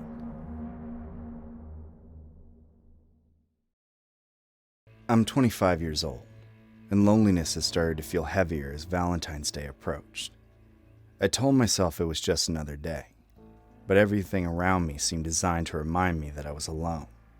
So when I couldn't take it anymore, I opened Tinder again, hoping to find anyone who could help me avoid spending Valentine's Day by myself.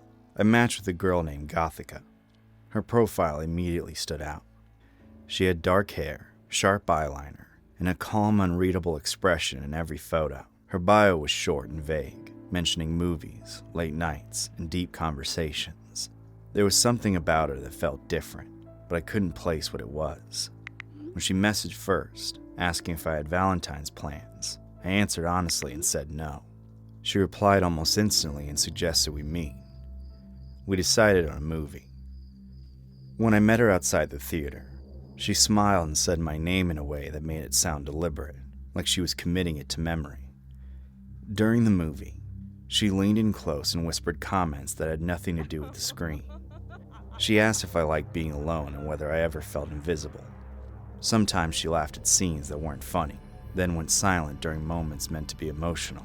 I noticed more than once that she was watching me instead of the movie.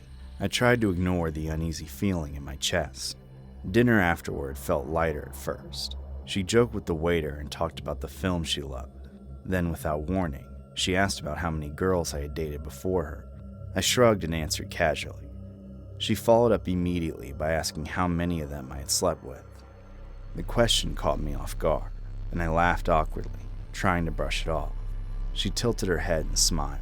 "Men only care about one thing," she said, the tone sharp but controlled. Before I could respond, she laughed and waved it off like a joke, asking what dessert I wanted. The sudden shift in her mood left me confused. I felt like I was talking to two different people sharing the same body. After dinner, I asked if she wanted to come back to my place for a couple of drinks. I expected her to hesitate, but she agreed immediately, almost eagerly. The speed of her answer surprised me, but I told myself I was overthinking it. At my apartment, she looked around slowly, taking everything in. She ran her fingers along the walls and glanced into rooms without asking. At first, she acted normal, making small talk and laughing easily. Then the questions started again. She asked how many girls had been there before, how often I brought dates home. She asked whether I had slept with those girls in the same place. I tried to joke and change the subject, but she did not seem amused. "I don't like men who recycle memories," she said quietly. The tension in the room grew uncomfortable. Then, just as suddenly, her expression softened. She smiled brightly, stepped closer, and acted playful again, as if nothing strange had been said. She took my hand and led me toward the bedroom, laughing lightly as she went. I followed her, ignoring the feeling that something wasn't right, convincing myself that this was just nerves, and the night was finally going the way I had hoped. I knew something was wrong with the way her mood kept changing, but I ignored it again and again because I was desperate for some action. Loneliness is a way of dulling your instincts, and desperation makes red flags look like harmless quirks. When Gothica led me into the bedroom, I followed without protest, even though the uneasy feeling in my stomach had only grown stronger. Inside, she stopped near the bed and turned to face me. "Turn off all the lights," she said. The request felt strange. There was no playfulness in her voice this time, just expectation. I hesitated, joking that it felt like the start of a horror movie, but she didn't laugh. She only repeated herself, slower. Against my better judgment, I reached for the switch and plunged the room into complete darkness. The silence felt thick. I couldn't see her, couldn't even tell where she was standing. I opened my mouth to say something, anything, when suddenly a violent force grabbed my hair. Pain exploded across my scalp as a fist yanked upward, tearing out a clump of my hair from my head. I screamed, instinctively trying to pull away, my heart slamming against my ribs. I fumbled for the light switch and slammed it on. Gothica was sitting upright on the bed, her posture rigid and unnatural. Her eyes were rolled so far back that only the white showed. Her mouth moved rapidly, whispering words I couldn't understand, syllables that sounded wrong. The sound made my skin crawl. It didn't feel like a language. It felt like a ritual. I stumbled backwards and shoved her hard, trying to put distance between us. She fell back onto the mattress, but her hand never loosened. Her fingers were still tangled in my hair, gripping it with terrifying strength. She let out a scream that didn't sound human, her voice cracking and overlapping with itself. "I have you now," she shrieked. "I control you now, for the rest of your life." I panicked. My hands were shaking so badly I nearly dropped my phone as I called 911. I screamed into the receiver, barely able to explain what was happening. The operator tried to calm me, asking for details and telling me help was on the way. Behind me, Gothica rocked back and forth in the bed, still chanting, still smiling through her screams. I watched in horror until I heard sirens. The sound changed everything. Gothica froze mid-chant. Her head snapped toward the window, her expression sharpening with sudden focus. She released my hair and sprang off the bed with unnatural speed. Before I could react, she rushed to the window, threw it open, and without hesitation climbed out. She jumped. I ran to the window just in time to see her hit the grass below with a dull thud. She didn't scream. She stood up, looked straight at me, and smiled. Then she disappeared into the darkness beyond the apartment complex. When the police arrived minutes later, my apartment looked like a crime scene. Hair scattered on the floor. The bed sheets were twisted and stained with sweat and blood. I told them everything. They listened carefully, exchanging looks that made me feel small and foolish. They checked my phone. Her profile was gone. No messages, no photos. It was as if she had never existed. They searched the area outside, but there was no sign of anyone injured, no footprints, and no witnesses. Eventually, they told me it was likely a disturbed individual who fled when she heard the sirens. But even as they spoke, I could feel it. The deep certainty that what had happened was not normal. A week passed. I barely slept. Every sound in my apartment made me flinch. I checked locks repeatedly and avoided mirrors, afraid of what I might see reflected back at me. I kept replaying her words in my head, wondering if she meant them, or if she had simply been trying to scare me. One evening, while walking home from the grocery store, I cut through the small park near my building.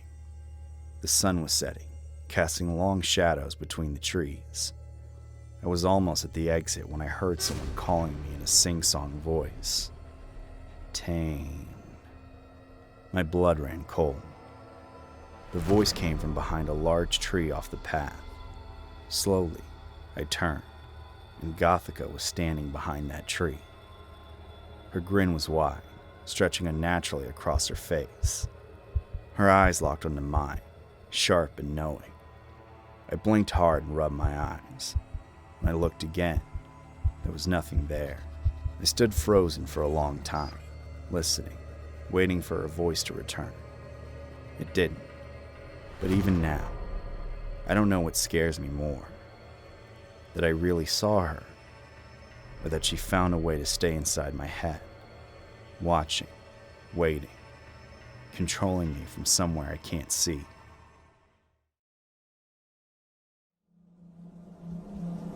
Back in the winter, I had returned home to New York City and was getting used to the usual schlep on the subway to get to and from work and run the city in general. I hate the subway as an overarching sentiment towards the MTA. I'd always called it the bane of my existence because it challenged me in all the areas I'm sensitive about. Close proximity to strangers, claustrophobic spaces, temperature extremes, mysteriously foul smells, pests and vermin. Overall, it's convenient and tolerable on a good day, but I still had my fair share of unfortunate encounters over the years that led me to regard the subway as a less than ideal mode of transportation around the city. This one early evening on a Sunday solidified my thinking. I had just left a breast cancer fundraiser event around 7 p.m. and was only going a few stops over to where my house was, on the train. My little sister and I sat chatting quietly as the train began to move. A medium-built man with a gray pea coat and a beanie made eye contact with me and hurried over. He bent down close to my face, extending his arm out for a handshake and said, "Hello there. You're very beautiful. How are you doing? What's your name?" I sort of just recoiled back, giving him a confused, "What are you doing in my personal space?" kind of look, shaking my head in clear disinterest and making his acquaintance. All of a sudden, it was like a switch flipped, and his previously sweet tone turned to an ugly rage. "You frickin' bitch. You think you're better than everyone? You ain't shit. You're ugly. Get out of here." He screamed at the top of his lungs, and I noticed everyone turning and staring in our direction. "Screw you anyway," he said. He made a waving off gesture while I kind of just sat there staring at him wide-eyed, wondering what he was going to do next. His entire stance was very aggressive, and he then stopped screaming and, to my surprise, made a direct pass to try the same exact thing on my sister, who was right next to me. "Wow, you're beautiful too. Can I shake your hands?" And he reached directly next to me to touch her. The absolute nerve. I extended my arm and firmly said, "Hey, leave my sister alone and back up off our space." This guy smacks my hand out of the way. Now he's fully pushed my blunts. I stand up and realize I'm about eye level with him, so he must have been around 5'9", maybe 5'10", or 5'11" at most. "Don't touch my sister," I said, and I was officially heated. This part is a blur as I don't remember what he said when he pushed me and we began to scuffle, but I landed a very sweet uppercut of his jaw. This enraged him and he had me on my back within seconds, kicking me and screaming, threatening me in all kinds of ways. After what felt like an eternity, two good people on the subway had run up behind him and grabbed him off me. I heard one guy say, "Leave her alone, dude." And when I looked up, I saw several horrified passengers staring at us as we had engaged in a full-on brawl. Adrenaline was pumping through my veins, so everything was bright. My vision was pinpoint, and I felt numb. The conductor said something over the speakers about holding the train at the platform, and I stood there shaking as the guys threw him onto the platform and made a barrier between the platform and the door as he attempted to get back in the car, clawing at the air and sputtering curses at me, staring me in the eye.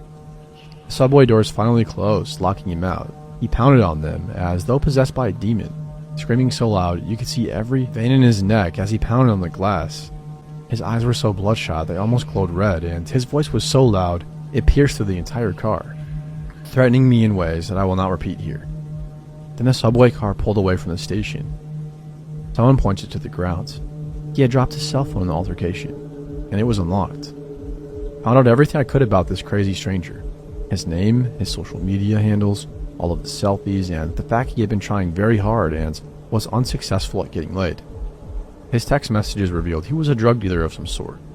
I suspected crack because of the prices, increments, and wording of the text, which would kind of also explain his violent outburst. I'd seen my fair share of crazy in New York City, but it hadn't gotten this up close and personal in years. I was shaken and emotional following the attack. I went to the police station with my aunt and uncle soon after, and I was following a report when one of the cops at the station said, "If it turns out that you stole this phone from this guy, you're going to be in a lot of trouble." Deadass, straight to my face, implies that I stole this phone from a complete stranger on the subway and was now spinning some elaborate web that included turning myself in at a police station. When I was following a report of an assault, I wasn't wrong in thinking that the guy wasn't going to be much help. I gave them his full name and they said they had a lot of people in the system with the same name. I said, "Well, I have all the specific info I got off the phone." They said they couldn't use anything off the phone without a warrant. They ended up taking his cell phone from me and nothing really came of it, except for the ginormous bruise I had from getting a blunt kick to the thigh. An officer came by my house a few months later with some photos of extremely similar looking men, none of whom I could confidently identify as my assailant. I haven't heard a single thing since I filed the report, and I couldn't find the guy on social media again. So this lunatic is out there, probably riding the subway somewhere, waiting for the next girl to reject a handshake so he can go absolutely batshit crazy. Sometimes I wonder what would have happened had it been late at night with nobody around to help me. That guy was screaming that he was going to kill me, and I'm sure he would have given the chance.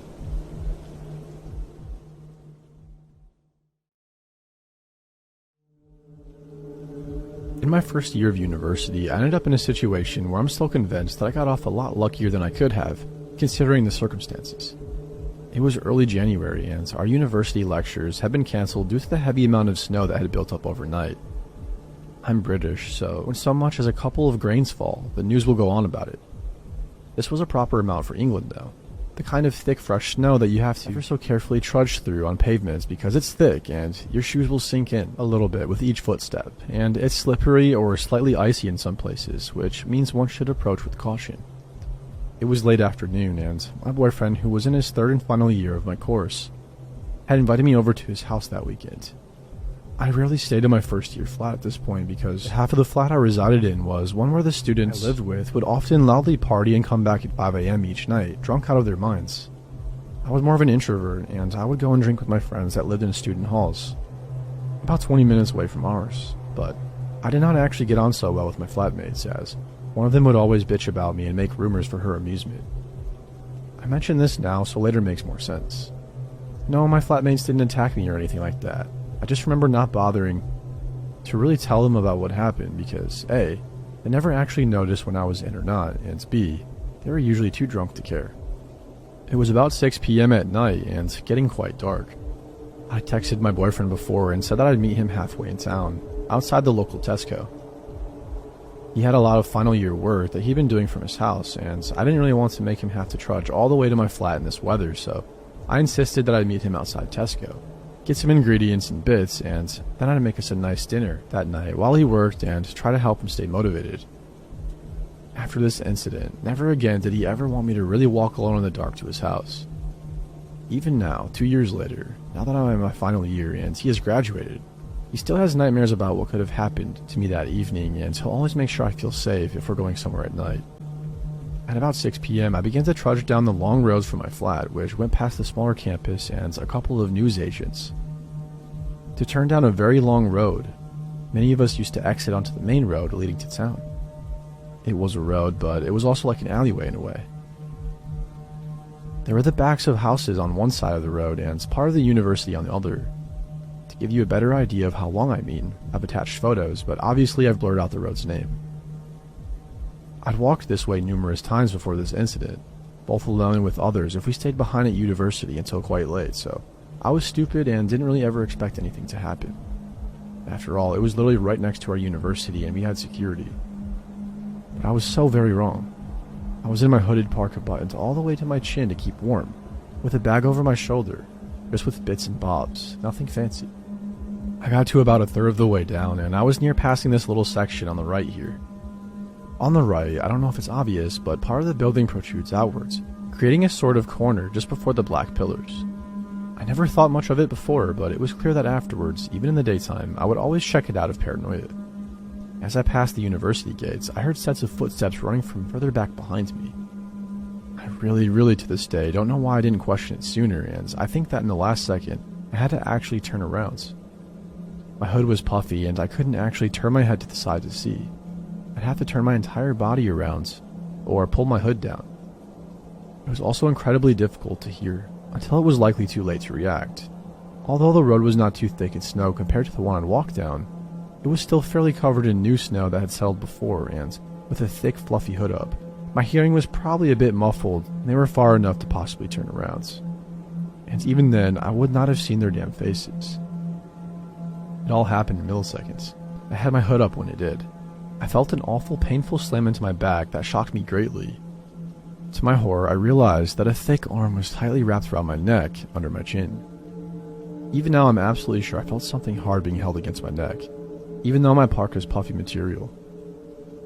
In front of me were a couple of other figures, all hooded, and I could not see their faces. I was in absolute horror, but I thought it was some kind of joke in those first milliseconds, and the chokehold would not budge. They had me held against them, and I was being dragged relentlessly down the rest of the road. I could hardly shout. I was having a panic attack.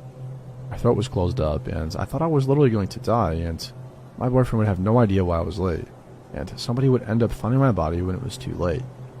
I remember all of those thoughts going through my head. My boyfriend and I had only confessed to each other the month before, after both having crushes on each other for a few months prior to this. I'd just settled and gotten to know my friends as well, and I'd only really just started university. I didn't want it to just all end right then and there. I was dragged violently. My boots were scraping the snowy concrete, and although I wanted to struggle and scream, I was in complete shock. I mustered up a slight coarse, "Let go of me," if I remember correctly, but I could hardly form sentences, and my throat scratched as I tried to shout it. It was pointless.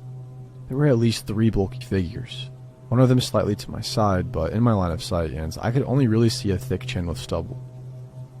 I was slammed back against the ground, my fluffy hood pillowing the back of my head by whoever had gotten me in a chokehold, as they'd pulled me violently, and as I looked up in horror in that last second, they'd been looming over me. Tears filled my eyes and I couldn't breathe, and then, just as quickly as it happened, they ran away and turned right, on the main road. It led to town if you turned left, and more towards the rougher part of town if you turned right. That hadn't surprised me. I had shakily gotten up in shock, and I slowly trudged down the last third of the road, still not even sure what the heck had really just happened. I shakily got my phone out of my parka's left pocket. I say this now. I keep my valuables close to my body and never in my bag. Yeah, you guys can see where this is going now, right? I'm very bad at building up suspense, though forgive me if you wanted something that would be a little more. I shakily called him, and he picked up almost instantly. I was due to meet with him soon. I remember bursting into tears properly and shaking violently as I'd finally been on the pavement of the main road, out of the alley road, where it was safe to call. I told him I might be a little late, and he could hear I was panicking. I could barely form words, but I managed to say the name of the huge building just up the road, so he'd know where I was. I only realized at this point that my bag was missing. I knew I didn't have anything too precious in that bag, although I did have some charms on it that a close friend had given me, and some of my art supplies were in there, alongside a can of cherry tango. A random sachet of chicken seasoning I remembered to bring to his, this time to use with the roast dinner, and some sanitary towels as well as some chapstick. Anything like my phone and wallet, those were always in my sides of my parka. After this, I've started keeping my phone down one pocket of my bra and my cards in the other. Even in the day, just to be safe, despite the odd looks I'll occasionally get when getting either out. I managed to tell just a couple of young guys walking further down the road what had happened and that I was waiting for my boyfriend, but I was too scared to walk alone, so they walked with me. If you're both out there still, thank you for that, by the way. I was a small girl with black hair that randomly came up to you crying near that crossing, and you didn't know me, but you were both so kind to walk with me for that short time, and as we got to the other side of the main road to begin walking down the turning into town, my boyfriend appeared, bolting down the pavement as he saw my crying face and pulled me into his arms. The 2 guys sort of nodded and said to have a safe night and continued on. Out of breath, I realized how fast he must have run, though. His house was a good walk on the other side of town. I remember feeling relieved to be there with him, but I also felt guilty knowing he'd run through the snow to me when he was already stressing about deadlines. We got quickly to his house, and I cried some more as I explained. Even though I said I hadn't seen them clearly enough, we called the police to report the location in time, because it was obviously premeditated, and they might have been regulars that were waiting for the unsuspecting person to pass at night. They quickly came over as I sat, shaking with him, His housemate's also curious as to what happened. I remember nestling into him and my skin wouldn't warm up at all, but he kept me close and I was grateful for his comfort. When the door knocked, we quickly went downstairs to find a policeman at the door and a policewoman with him. They came into the hallway and they had brought me one of those little panic alarms after we'd called and explained what happened. They then said they'd take me to the station.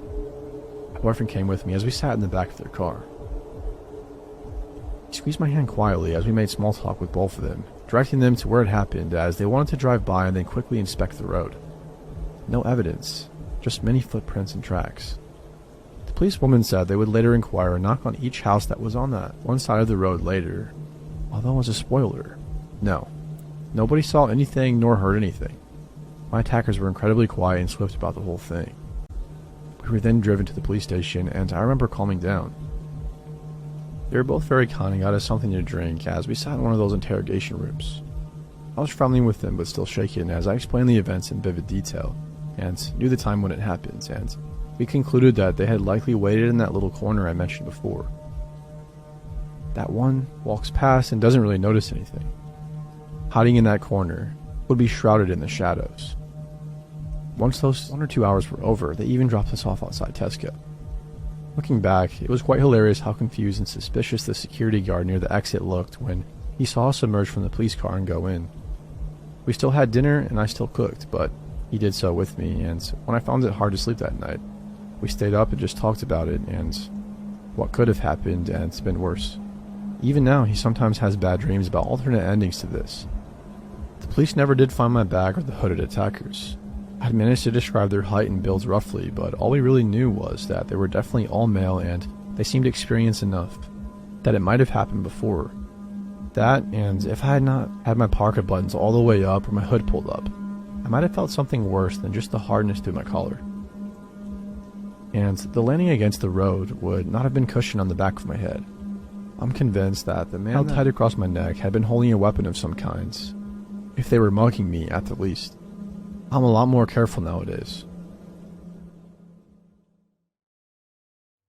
I've been running from a part of my life, but after what happened recently, I don't know if I'll ever truly escape it.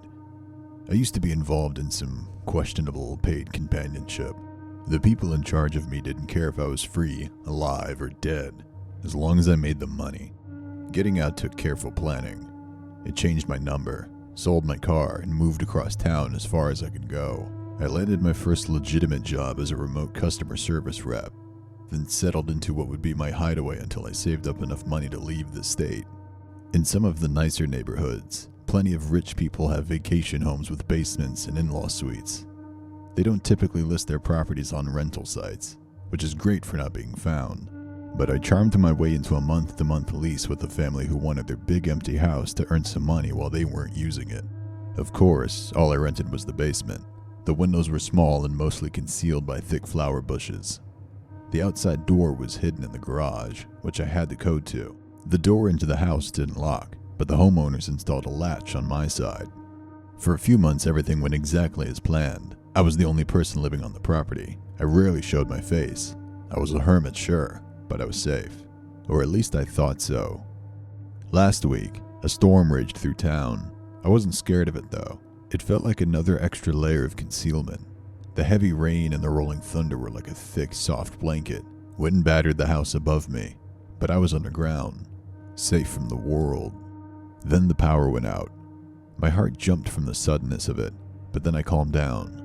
There was enough light from the setting sun sifting through the storm to guide me to my altar. It held bowls of bones and spells, crystals and sage. Witchy things. Not that I necessarily believed in all of it, but at this point in my life, I'll pray to anyone who will listen. For the moment though, all I cared about were the candles. I lit all of them, giving myself a little island of light as the day turned into night and the storm raged on. However, I couldn't enjoy my serene setup for long before a new noise interrupted the pristine background of rain. It sounded like footsteps, but not upstairs, more like it was outside. In the storm, I saw a flash of movement through a window. It wasn't just another curtain of rain or a branch bouncing in the wind. I saw another glimpse of it a few seconds later. In the very next window, a pair of boots trapsing through the bushes. Immediately, I turned back to my altar and blew out every candle, then froze. The darkness was more smothering than before, hopefully enough to hide me. But from who? I didn't like it when anyone was outside, even if it was just the landscapers or the mailman, let alone a random person at 6 p.m. during the biggest storm of the year. My heart was racing again, and this time, it didn't settle down. My only comforting thought was that they might be utility workers trying to get the power back on. But then again, that only happened a few minutes ago. A response that quick meant they were waiting outside the gate. Not a comforting thought.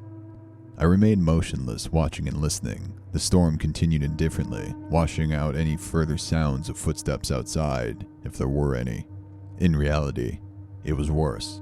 The footsteps grew closer, encroaching beyond simply being in the yard to being inside the house, right above my head. Right then, I was holding back a full-blown panic attack by telling myself it had to be the homeowners. They never told me they were coming, but maybe they got distracted during the storm and forgot. Regardless, I texted them to find out.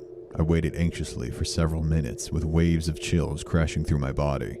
I threw on a blanket, but the noises in the house above me would not stop wandering, and I could not get warm. Every time I looked at my phone, it was empty. No response from the homeowner. I had to call them. I didn't want to speak, but I had to take the risk that I might be heard. It rang, and rang, until finally the woman picked up. I cupped my hand over the microphone and whispered, asking if she or anyone else was supposed to be at the house. She said no. Just then, my door rattled softly. It was the interior door, which would have opened had they not drilled a new lock just for me. A moment later, it shook again, more violently this time. It wasn't air pressure. Someone was trying to get in. How did they know I was here? How did they get in? Most importantly, how the hell was I going to get out? I couldn't stay. It was only a matter of time before they broke through that little latch. Struggling to stay quiet, I pleaded with the homeowner to call the police. I wish she had an alarm system, but it was too late. She always said the neighborhood was so nice she didn't need one. Yeah, right. Not with me around. I wasn't certain, but my gut was telling me the people I had been running from had found me. What better time to strike than during a blackout caused by a catastrophic thunderstorm? I had no way of knowing if they were aware of the other entrance in the garage, but I didn't want to leave that way. It was at the front of the house. If anyone was keeping watch, they would see me before I could slide under. The windows were my only way out, the same ones I saw these people walking past just moments ago. It wasn't safe either, but at least they were shrouded, and I could look outside to see if anyone was there. I mostly saw vegetation and rain, but nobody was immediately outside. I began stacking the most stable objects I could underneath the window. I was nearly able to reach it, but then the entire basement shook with a bang. They were beating down the door. I looked over and I saw it looking almost normal, but it had already given in a bit. A few more strikes and it would crumble like paper. I had to go. I unlocked and pushed open the window, letting in a blast of freezing cold rain. I put my arms through and scrambled for a handhold, hearing the door get slammed again. I dug my fingers into the soil and heaved up my legs, one by one, through the window, though I wasn't free just yet. Inside below me, the door finally gave out. I heard them shouting, and I didn't look back. I forced my way through the bush, soaked and blinded by whipping rain, stuck with thorns in my bare foot. As soon as I made it to the other side, I made a blind dash for the neighbor's fence. I knew where it was better than I could see it, and thankfully, it wasn't too tall. I clumsily slammed into it, then slipped over the top, nearly falling backwards, but I landed on my feet and kept running. At the neighbor's door, I banged and screamed for help. I was too afraid to look back to see if I was still being chased. I wouldn't know where else to go if they had caught up. Fortunately, my cries were answered quickly. A confused and concerned teenager opened the door and ushered me inside on sight. When the door was locked, I felt a bit relieved, but I couldn't calm down until the police arrived. It hasn't been that long, though. They are still looking for whoever broke in. I think I know who it is, but heck, my luck might just be that bad. It could be an entirely new person after me for much simpler reasons. One thing I know for sure, I no longer feel safe in that basement. I thought I was well hidden, far away from people trying to hurt me, known or unknown. I was wrong. Danger still found me. I've been staying at the neighbor's house for the past few days, but I don't know what my next move is. I don't think I'll ever be able to run far enough to be free from my past. Long-time listener, first-time writers, they say, and this happened about a year ago, and holy F, I never thought something this messed up would happen to me and my family. So it all started when my parents, both recently retired, decided to use their part of their life savings to go away on a 6-month world cruise. Not really my jam, but they were psyched about it, and I was psyched for them.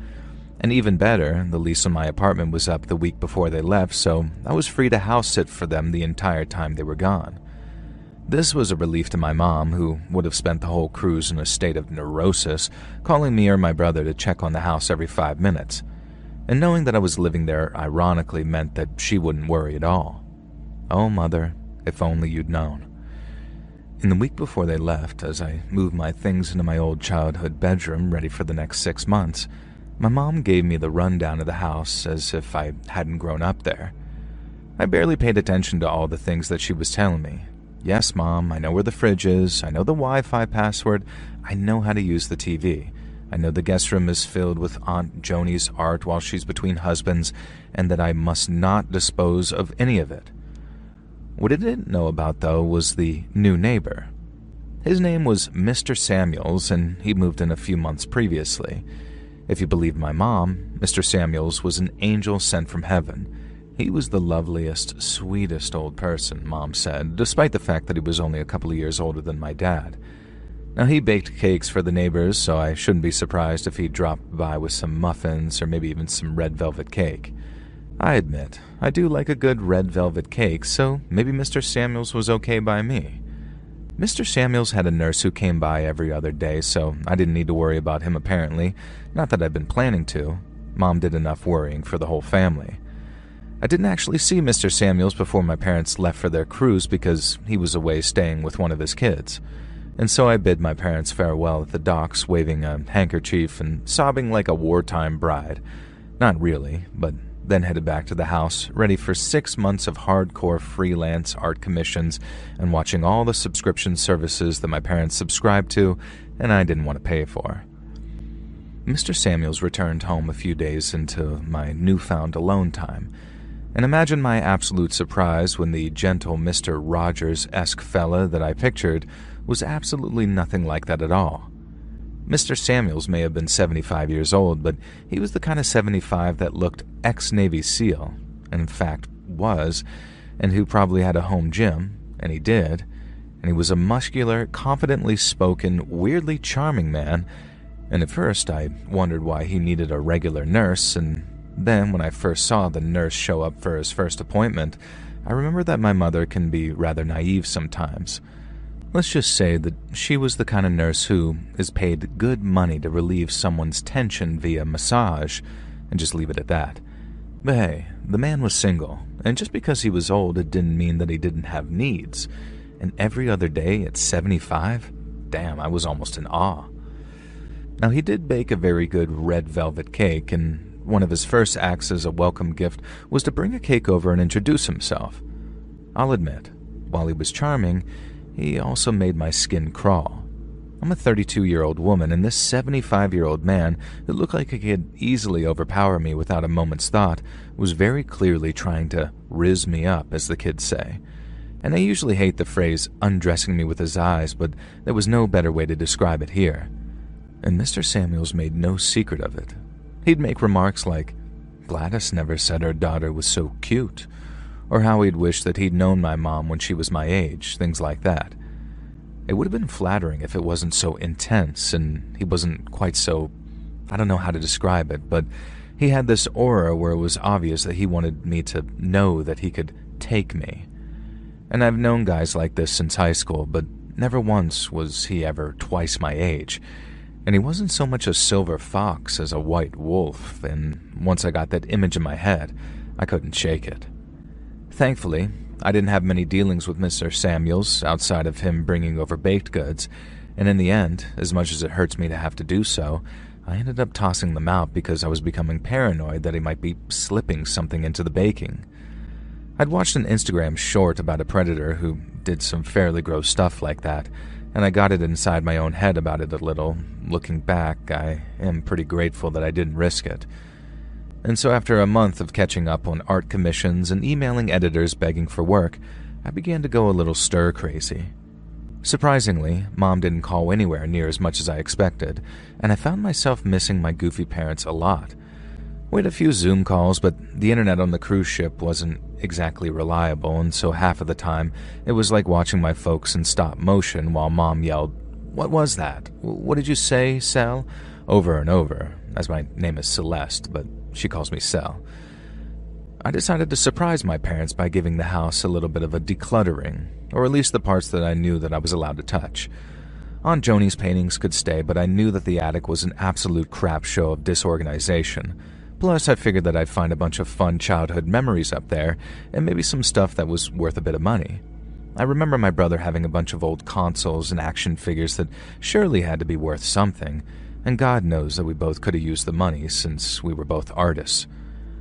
I wasn't in the attic for long before I came to two realizations. One, this was going to be a mammoth job, and two, someone had cut a hole in the drywall between our attic and the adjoining one. And of course, it was Mr. Samuel's attic.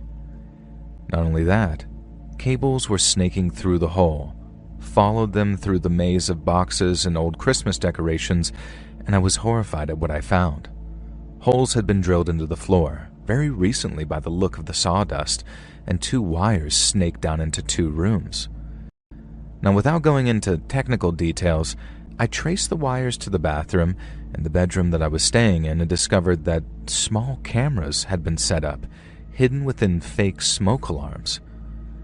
Now, following the wires back up and creeping into Mr. Samuel's attic, I found a laptop running with active feeds of both rooms. The bedroom camera was angled so you could see the whole room, and the bathroom camera was angled at the shower. And so in short, dear sweet old Mr. Samuels had literally been spying on me for God knows how long and had violated my privacy in the most diabolically disgusting way. I minimized the live feed and found a folder on the desktop marked quote-unquote best of. The contents horrified me. There were a number of videos of me showering, of me changing, and even a couple of where I was, for want of a better term, relieved some tension of being single in bed. Now, without thinking, in utter disgust, I deleted the entire folder and emptied the recycle bin, and then immediately realized the idiotic move I'd made. Subconsciously, though, I think my brain drove me to do so in order to avoid considering law enforcement, and more on that later. I wanted revenge on Samuels, but I also wanted him to live with fear of the revenge. Now, my first step was to sever the wires connecting the cameras. My second step was to head downstairs and reach out to a friend of mine who was, how do I put this, good with computers. He sent me a piece of software to install on Mr. Samuel's computer via a USB stick that would completely mess up not only his laptop, but any computer connected to the same router. Irreparably, my friend promised. Now, I should add here that I knew Samuels was out of town for a few days, supposedly visiting his daughters again. Now, who knows what he really got up to? It could have been literally anything. And he was due back the next day, so I hurried and installed the virus on his laptop via that USB stick. I followed my friend's instructions and then forced myself to leave the attic and wait a day or so for Mr. Samuels to return. And I could tell when he discovered the outcome of his deception. From his laptop speaker, a robotic voice began blaring, "I'm a voyeur pervert and I also have kids," over and over again. Above me, I could hear Samuels freaking out until he slammed that laptop shut.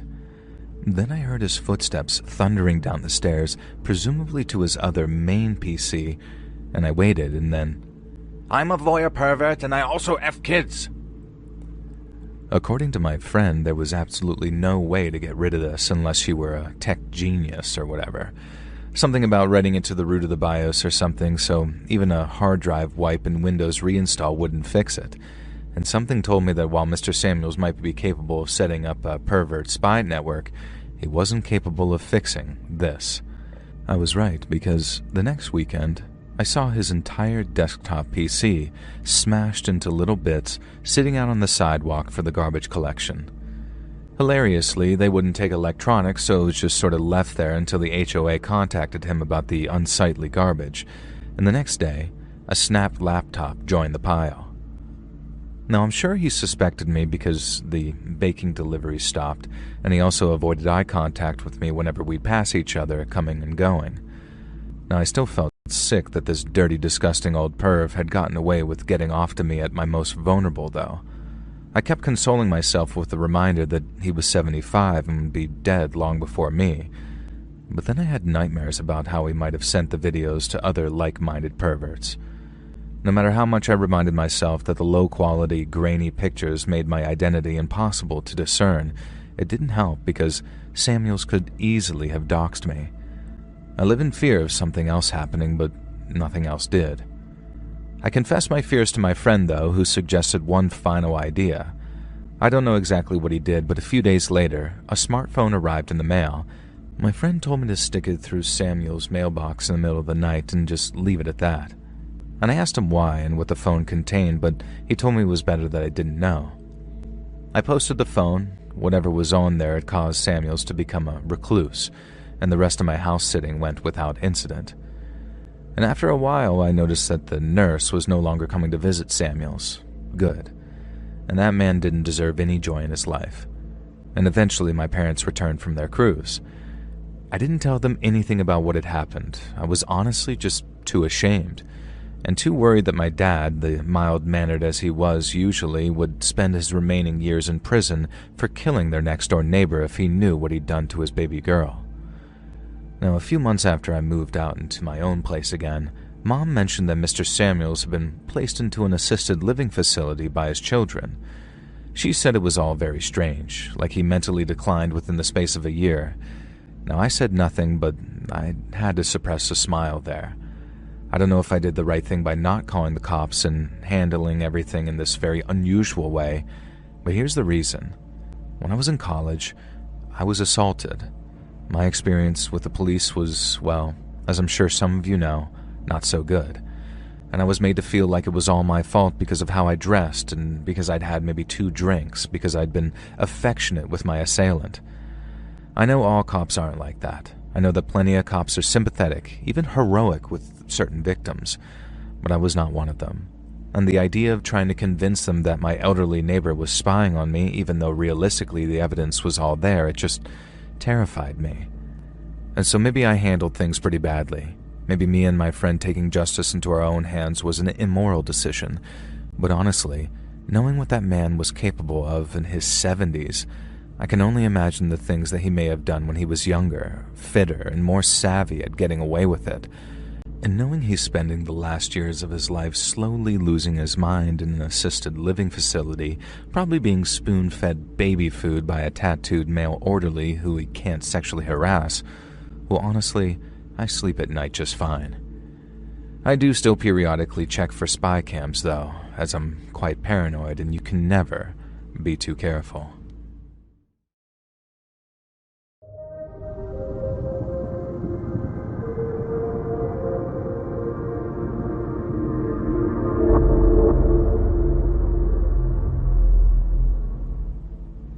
So many years ago, my parents still lived in the house that I grew up in as a child.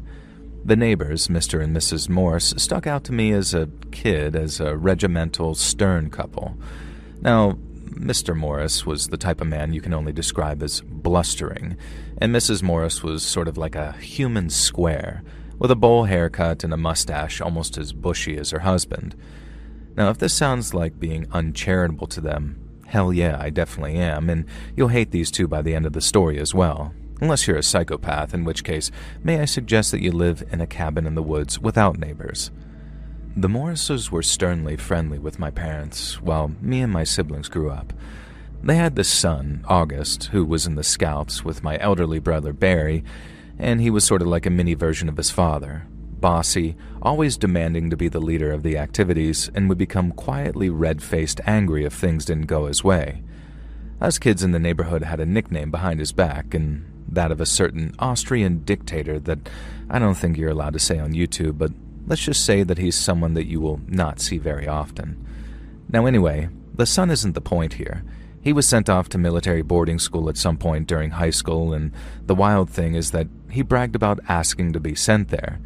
And so we just grew up around the Morrises, who were pretty stern but polite and mostly just sort of kept to themselves. Occasionally they'd complain if our music was too loud or if we had a barbecue that ran past 9 p.m. And if any of mine or my siblings' balls went into the neighbor's garden or over the boundary hedge, well, you could kiss that goodbye. They would return it, but they would puncture it. My dad asked them why they did this once, and they claimed that the balls always hit some sharp object in their garden, and there was nothing they could do about it. What, was their garden made of spiked pits or something? Now, eventually my brother Barry moved out for college, and then a couple of years later so did I, and then a couple of years after that, Andy moved out to go traveling. And that just left my parents and our much, much younger sibling Sammy, who was only 10 when I was 20. Now one day, my mom FaceTimed me in tears telling me that they were being taken to court by the Morrises. And when I got her to calm down and Dad joined the call, they explained that they'd received a legal letter from the neighbors explaining that our boundary hedge had been encroaching on their land for years, and that my family owed them over $400,000 in reparations for lost revenue for use of the land as expansion for an unspecified business. Now, the reason they called me first was because I was studying law at the time. Immediately, this rang a million alarm bells in my head, and I asked them what distance the hedge was supposedly encroaching on the neighbor's land, and they very meekly told me 1 inch. And I asked them to scan the letter and send it over. I did some research, called a few friends, and discovered that, much as I suspected, the law firm representing the Morrises not only was not reputable, but in fact, entirely imaginary. The Morrises had invented their own law firm and sent a fake threatening letter. And my biggest confusion was why. It was obvious that my parents wouldn't just pay $400,000 without seeking legal counsel. And the answer came a couple of days later when a second letter from the fraudulent law firm arrived. They presented an offer that the bill would be dropped if my parents would agree to shift the boundary hedge 10 feet back, granting a much larger boundary to the neighbors as a sort of cost-free compensation to avoid any monetary demands. Now, this was something that, knowing my parents, if they didn't have a daughter who was a lawyer in training, they may have agreed to that just for a quiet life. Now, I worked it out using some land blueprints and contacted the relevant offices and discovered that the Morrises had applied for an extension to their house and purchased a prefab guest house, but both projects would require them to encroach into my parents' land. And so at the time, I happened to be dating an older guy, who's now my husband, who worked for a law firm specializing in this kind of thing. And he did some digging and checked out some old records, and it turned out that the boundary hedge was in fact around a foot into my parents' property, meaning if anything, the Morrises had been encroaching on our land this entire time. My boyfriend drafted an actual legitimate legal document stating this with the relevant proof, and the letter ended with a confirmation that my family was simply letting things be as long as the Morrises did the same to avoid any kind of escalation. We hoped that being caught red-handed would cause these fools to drop their lies. Clearly, we underestimated just how badly they wanted their extension, or how much money they dropped on this back garden prefab, presumably non-refundable. However, their next move didn't take the form of fake lawyers or legal threats at all. Instead, my parents started receiving notes written like ransom letters, with the letters cut out of various magazines. I'm not joking. They made strange, bizarre threats, such as a promise to kill our pet miniature donkey, something we never even owned, and another letter threatened to poison the koi in our pond. We don't have a pond or koi. The letters were so ridiculous that my parents kept copies, but didn't report them to the police, not at first. But then they became threatening. My parents wouldn't show me the notes directly, but they let slip that the notes names myself and my brothers, and then finally, a note arrived promising that Sammy would never arrive home from school one day when they least expected it, which is when they finally went to the cops. And of course, the cops couldn't prove that the notes came from the Morrises. This harassment went on for 5 years. Acts of petty vandalism, weird pieces of graffiti on the walls of the house, Hoses were clipped in the middle of the night with the faucet running so the yard flooded, dead birds and roadkill being left on the doorstep, and the Morrises, these clever idiots, obviously made themselves the victims of their own harassment too, so suspicion didn't fall on them. And then the fires started. Just small, contained fires in the backyard that scorched the lawn. Another classic was that the Morrises would play classical music at full volume at 3:33 a.m. in the morning every single Wednesday, and when it was time for Sammy's exams, they escalated it to every day. My parents filed noise complaints, but the Morrises denied any involvement and, in fact, claimed that they hated classical music, and when investigators were there, somehow they mysteriously managed to know and the music didn't play on those nights. My eldest brother moved home and, in no uncertain terms, threatened the Morrises. The C-words had the gall to call the cops on him, and this further undermined our claims against them. They went so far as to try and suggest that my brother was the one committing the vandalism, despite the fact that he'd been living in a totally different state during most of the incidents and had an alibi for most of it. Now Sammy, meanwhile, was becoming an absolute wreck, and we all felt so hopeless, and it felt like the whole world was against us. In the end, the entire family got together for a family meeting, and we very tearfully decided that the only recourse that we had was to move out of our family home that had been in the family since my mom's childhood. So that's what we did. We put the house up for sale, my parents accepted the first offer they received, and they moved into a smaller house that, realistically, was more manageable for them, especially once Sammy went away to college. There's no happy ending here, really, at least not for us. The lesson is simply that sometimes it's better to walk away than let your entire life be taken up with fighting the fight, even if it is a just and good one. There is an ending, though, but I can't say it's a good one, and as much as I hated the Morrises for what they put us through, I wouldn't wish this on anyone. Remember their son, who willingly went to military school and we nicknamed that Austrian painter? Well, it turns out that Augie had been thrown out of military school, then dishonorably discharged from the military, all without his parents' knowledge. He'd fallen into drugs and violence, and one day, he came home. Augie held his parents at gunpoint with a sawed-off shotgun, zip-tied them back-to-back to dining chairs, and then he and a couple of associates robbed the Morrises of every valuable they could get their hands on, and then, as a parting gift, with the butt of that sawed-off, he shattered both of his father's kneecaps. Nobody knows what caused Augie to hate his parents so much. It's probably not hard to guess, but when he was caught, he kept quiet. And he was caught a few days later as he admitted to what he'd done, but not why he'd done it. He was sent to prison for quite a few years, and Mrs. Morris died shortly after, poetically said to have died of a broken heart.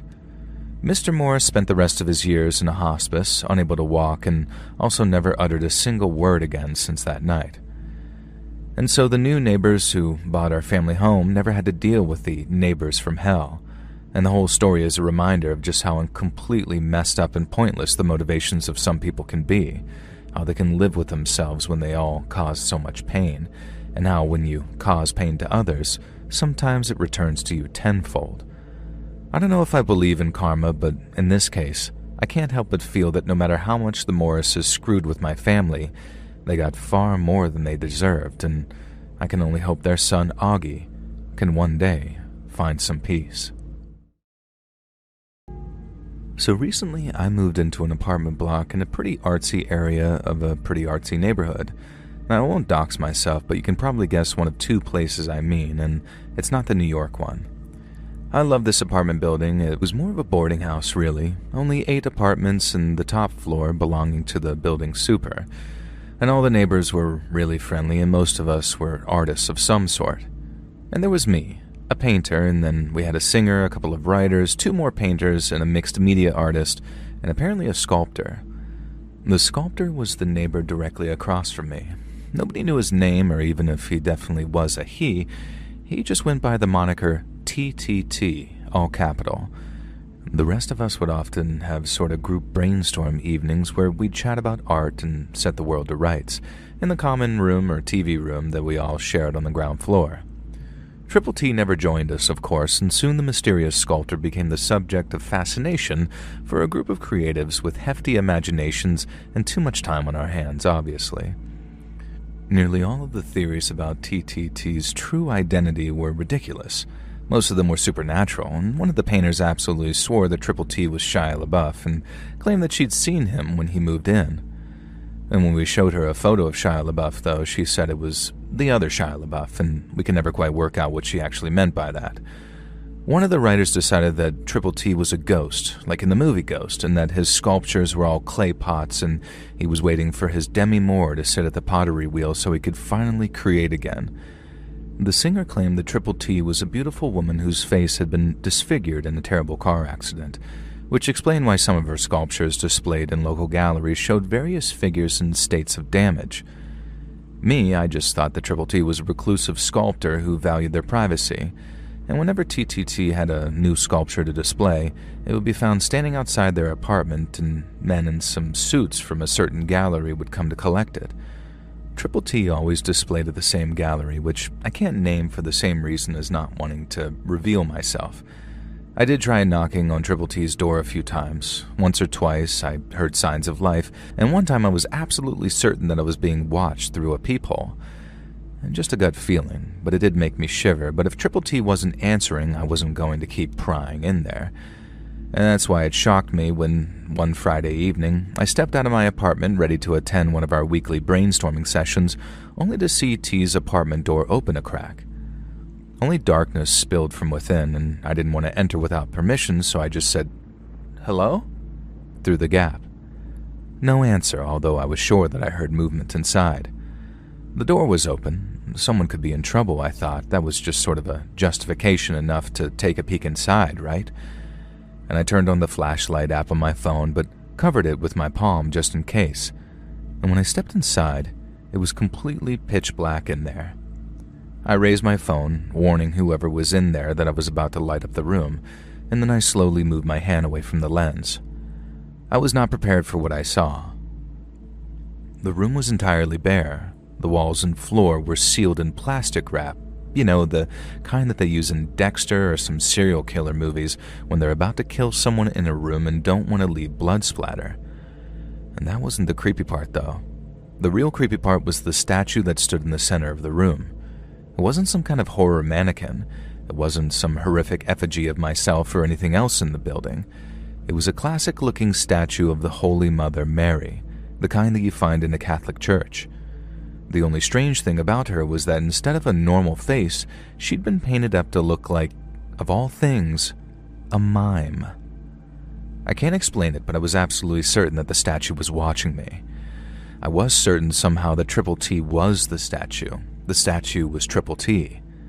I took a tentative step forward and tapped the Mary statue. It was porcelain, and against my better judgment, I started to reach up and touch the face. It looked like flesh, and it looked so much like human flesh. My fingertips were less than an inch away, and I was about to touch it. I was about to touch TTT. And then I heard a noise in the room behind me. It was sort of like a muffled cry, like the word help.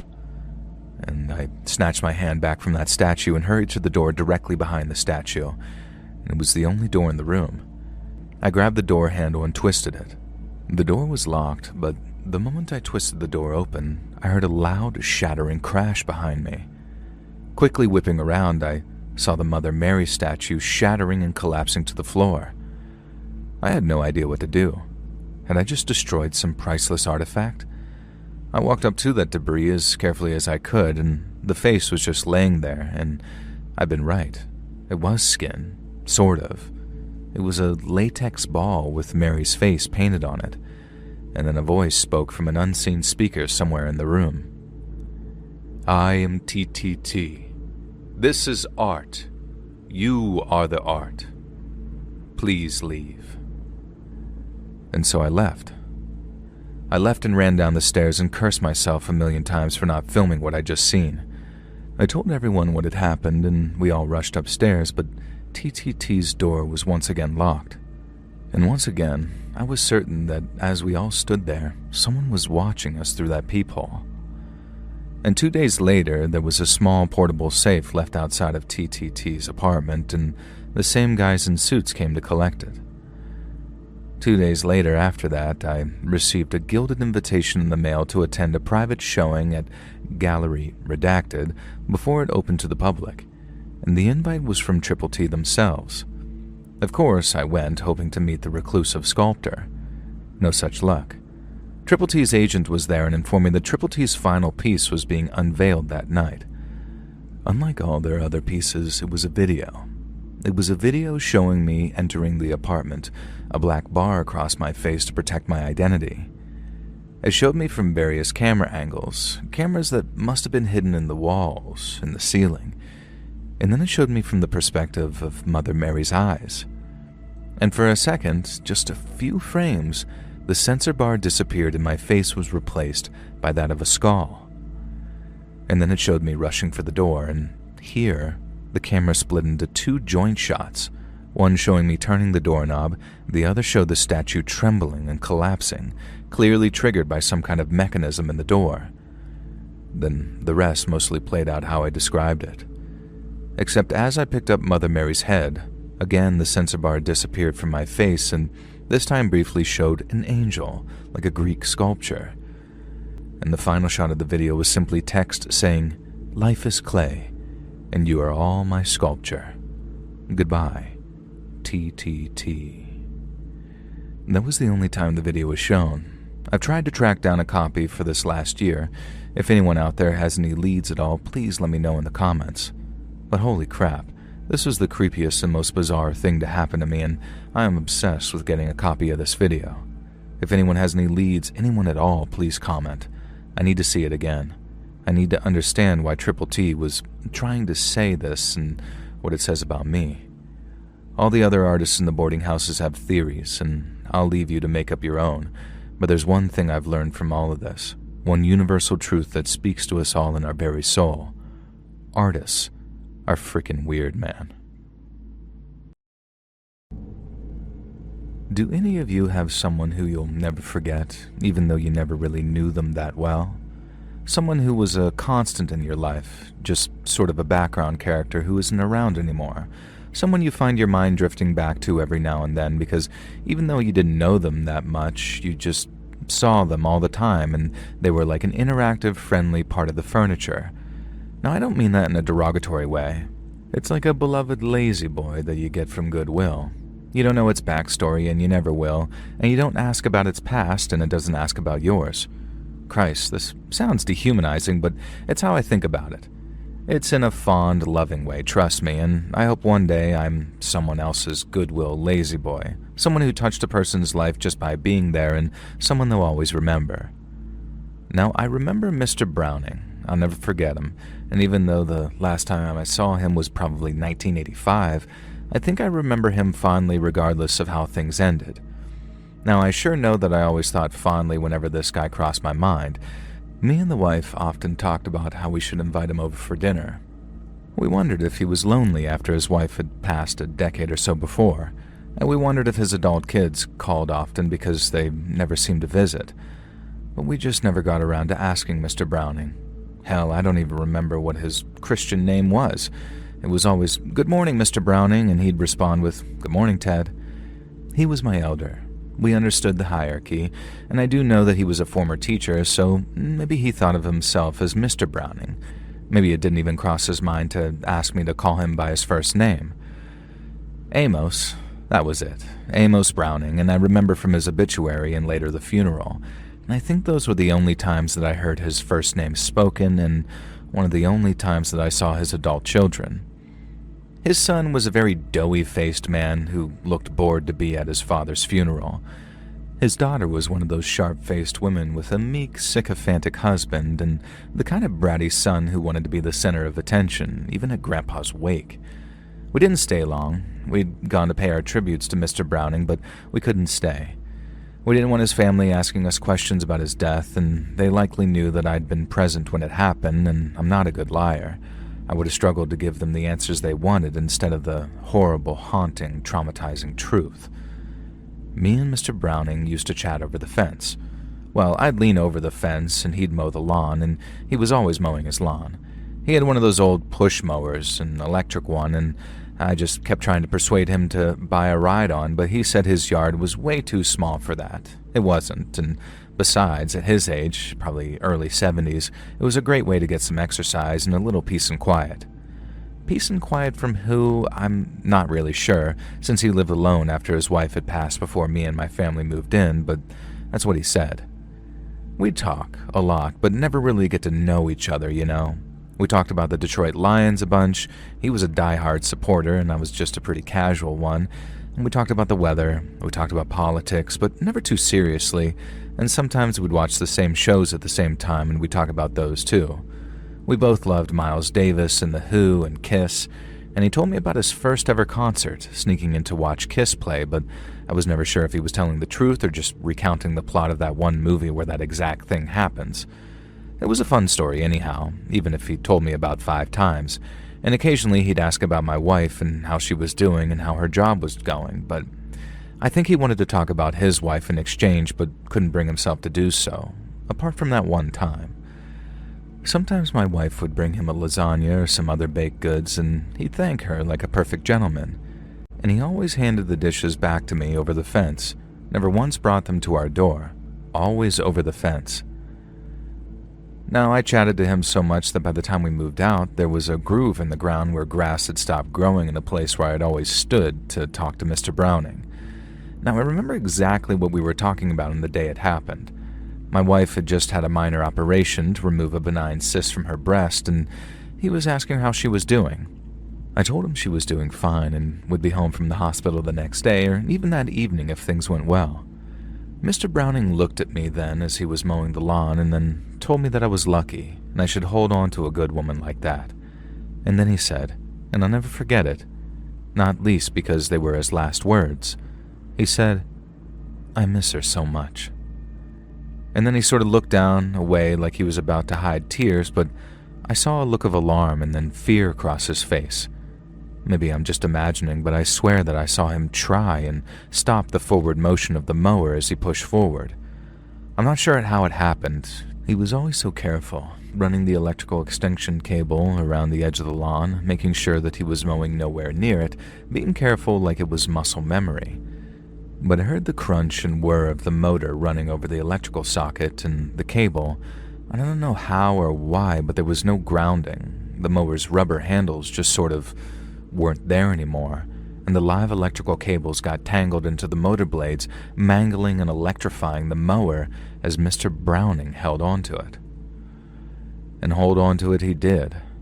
I watched in abject frozen horror as his body began to convulse, as smoke rose up from his hands where he was gripping the metal handle. I could smell the cooking flesh and electrical burn. I watched as the grass around him singed and blackened, and I knew I had to knock him away from the mower but couldn't touch him myself. I searched for something, anything that I could safely use to shove him off the mower. My eyes settled on my old wooden baseball bat, but by the time I'd hauled myself over that fence, I knew it was too late. Mr. Browning had collapsed to the ground, finally letting go of the lawnmower, and I knew that there was no saving him, so I ran over to the outlet and switched off the electricity. Then I went back over to my neighbor, my friend who I knew so little about, and he was blackened and charred. His face was horrific. His eyeballs had somehow survived the electrocution, and they stared white and frozen out of a face that looked like it had been sucked clean from the inside. One detail I remember, one grim detail, is how his mouth was open and how I realized that he had false teeth because they had fallen down into his throat. I ran into his house and called 911, and the rest was a blur of paramedics and police and being questioned. And at first, when his daughter got there, she seemed to somehow blame me for her father's death, as if she'd ever given a crap about him in life. He may not have opened up to me, but Mr. Browning certainly made it clear that his kids did not play a big part in his life. And so fast forward to the funeral, the son gave a eulogy, and it was like he barely knew his father any better than I did. It made me so sad and devastated that this man who seemed like nothing but a nice, amicable gentleman could have been so forgotten and discarded, except for the neighbor who gave him some friendly, superficial banter over the fence. the same neighbor who was forced to watch him die. I swore then that when I had a kid, I would do everything I could to make sure that they wanted me in their life forever. And as it turned out, my wife was unknowingly pregnant at the time of that funeral. We had a son and then later 2 daughters, and they were the loves of my life. They're all grown themselves now with families of their own, and my wife and I are grandparents, and we make sure to keep our family close. Regular meals together, Christmas and Thanksgiving being particularly huge affairs. Now, maybe Mr. Browning hadn't been a great father. It's not for me to judge his kids for distancing themselves from him. I don't judge them for their relationship with their father. It just sort of makes me sad. But before the sadness came the trauma. We bought our home with the intention of starting a family there, but every time I so much as stepped foot in the backyard, I was met with flashbacks of Mr. Browning cooking alive. I could smell that electric burn and see those bulging dead eyes. We made a loss selling, but we moved, and my son was born in a smaller house, but it was one filled with love and closeness, and I was no longer haunted by the sight of my neighbor's final moments, at least not directly. Like I said, I'll always remember Mr. Browning, and part of that means being cursed with remembering how I played witness to his demise.